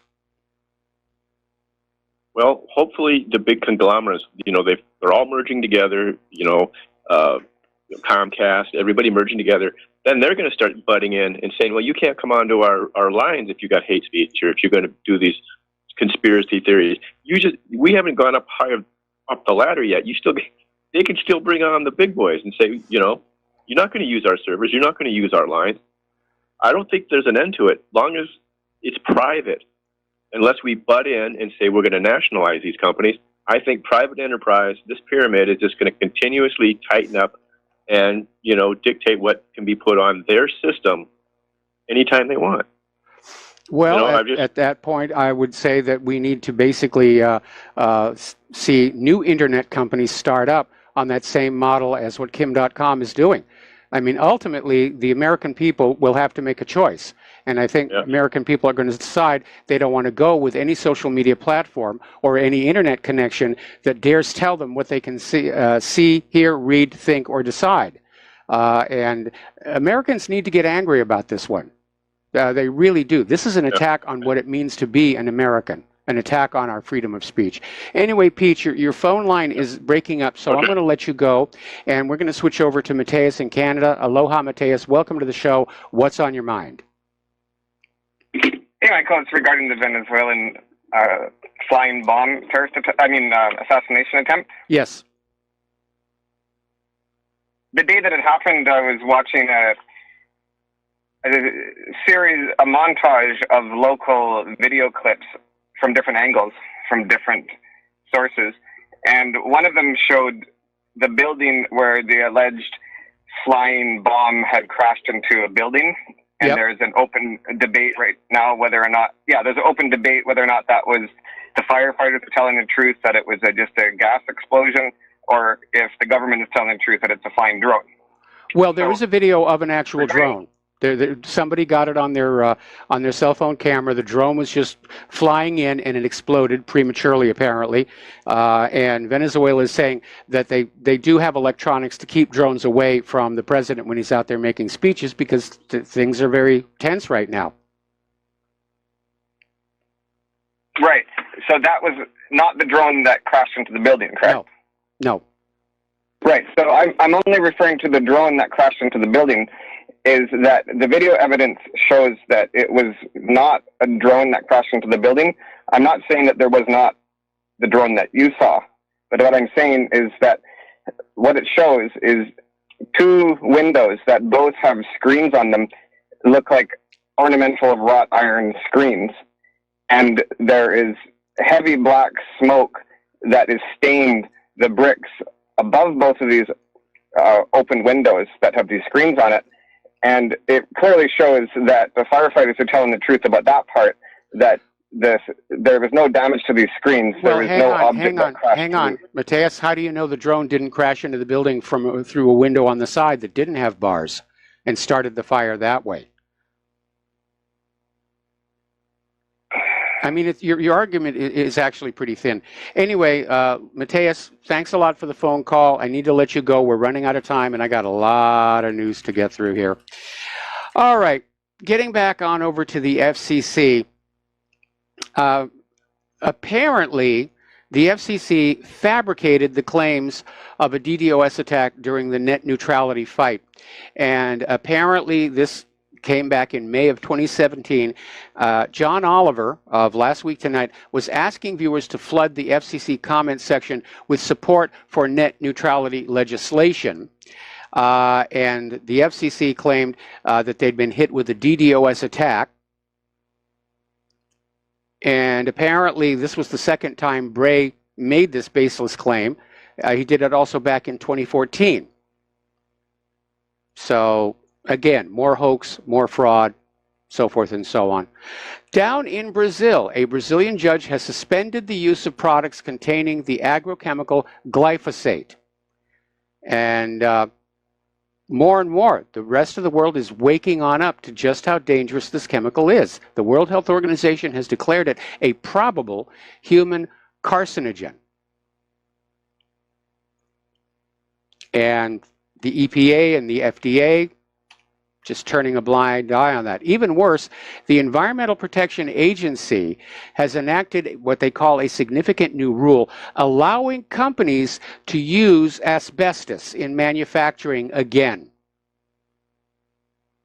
Now, asbestos was banned for a very good reason. Those little fine mineral particles get into your lungs. They cause all kinds of problems like mesothelioma. Look at all those first responders to 9/11 who breathed in all that asbestos from the World Trade Towers after being told by the head of the EPA the air was safe down there. And they're dealing with all kinds of medical crises. And so EPA is apparently bowed to industry pressure. Industry wants to go back to using asbestos. It's less expensive, and who cares if people get sick? We're just here making money. All right, let's take another phone call here from Joe in Eastern Tennessee. Aloha. Welcome to the show. What's on your mind? Hey, Mike. I wanted to talk about Alex Jones being suppressed and censored by these social media networks and Facebook and Apple. I mean, I get TuneIn, and I was going to listen to him today, and it doesn't even allow me to listen to his show. And I think he's moved over to BitChute. He's moved over to BitChute now. That's where his program is. Well, it was on TuneIn. I mean, I just found it odd that I was listening to it yesterday there, and then today it's not there. So I figured it's all part of this, what's happening with his being suppressed. Yep. But I'm more alarmed by that. I think the timing of this, that something big is getting ready to happen. And I mean, for me, I got a 30-day suspension on Facebook this morning for a post I made 6 months ago. And it's like they looked it up and you know, suspended me today out of all the days. And I wonder how many other people this is happening to. And I see that Senator Warner from Virginia, and he's a super creep, I must say. He's talking about how the government has to protect the institutions and protect the government and pass some kind of rules for social media. And, you know, it just seems like they're getting prepared for a big move. And I don't know if it's like, I had a strange suspicion before 9/11, you know, the way they were demonizing bin Laden before it even happened. It's like they do pre-work before they do one of these things. It's very, you know, it's kind of like game theoried out, and they do their pre-propaganda, and they take down important people that might be working against them. So I kind of got that vibe now, and I think I called the White House, and I called my senators and my congressmen about that you know, what happened to Alex Jones and how we should have free speech in this country. And I think Trump, I like Trump, but what I don't understand is he has all the power in his hands. He has the power to fire Mueller. He has the power to fire Sessions. He has the power to raise the alt-right up and have different press at his stated, you know, at his press conferences, and he doesn't do it. And I just, if he does, something happens with Trump, he has nobody to blame but himself. I mean, it's really, I pull my hair out saying, why doesn't he do these things? And he doesn't. So unless there's some master plan that I don't know about, I feel very disturbed about what I'm witnessing. Well, I do too, and here's why.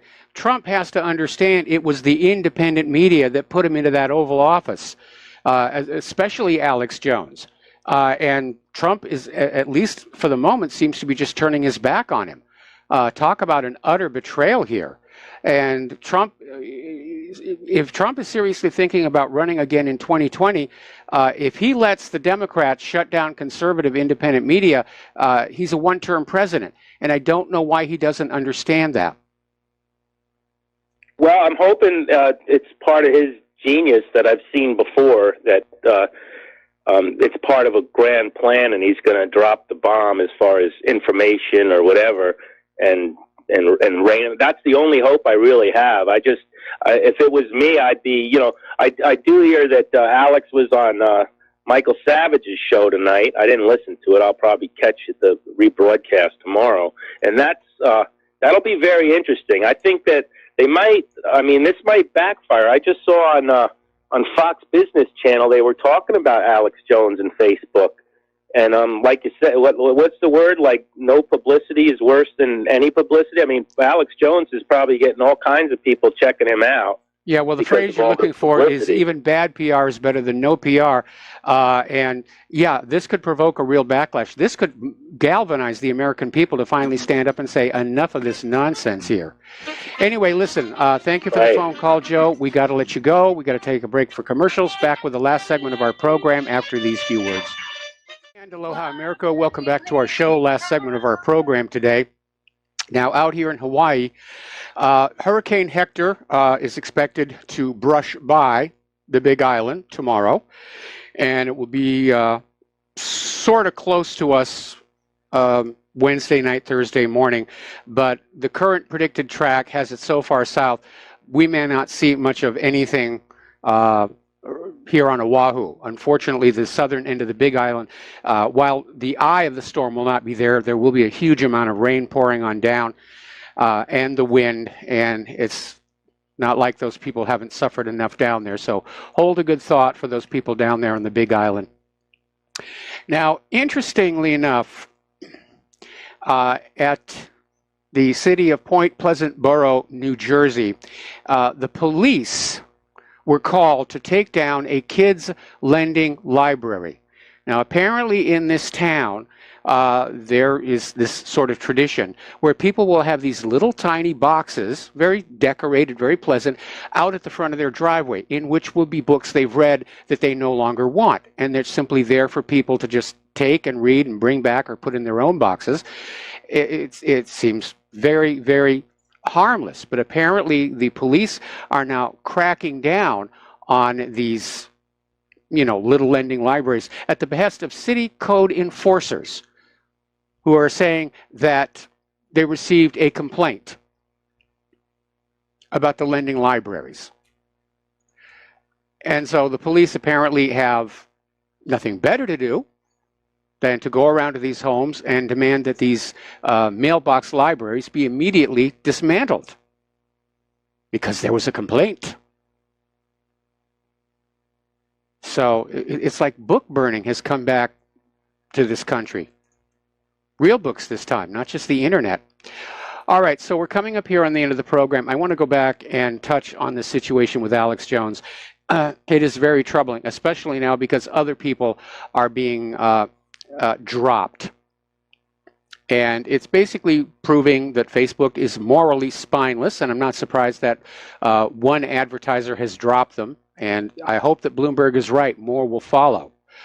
So apparently Alex Jones has also now been removed from LinkedIn and MailChimp, but according to this article out of CNET.com, is still up on Instagram. They're saying Alex Jones is still up on Twitter, but I'm not sure. Apparently Pinterest has taken down InfoWars page after multiple people flagged the conspiracy theory account to the company. See, here's the problem. Things get taken down because of a complaint. These companies never check if the complaint is valid. You could go into a page that's about making cupcakes, and you could say, this is a hate site, and they could actually get taken down. But the age of censorship is honest. This is the end of the First Amendment. There's the official story, and the government's sticking with it. This is the corporate story. So these are very dark times. And again, please support Republic Broadcasting. Please support whatreallyhappened.com. There's the music. Time for me to get on out of here. I got to do Jim Goddard's show up there in Vancouver. And take what you learn here, share it with everyone that you know. Stay tuned for John Stadmiller. I'm sure he's got lots of interesting things to share with you. We'll be back tomorrow. Aloha, America.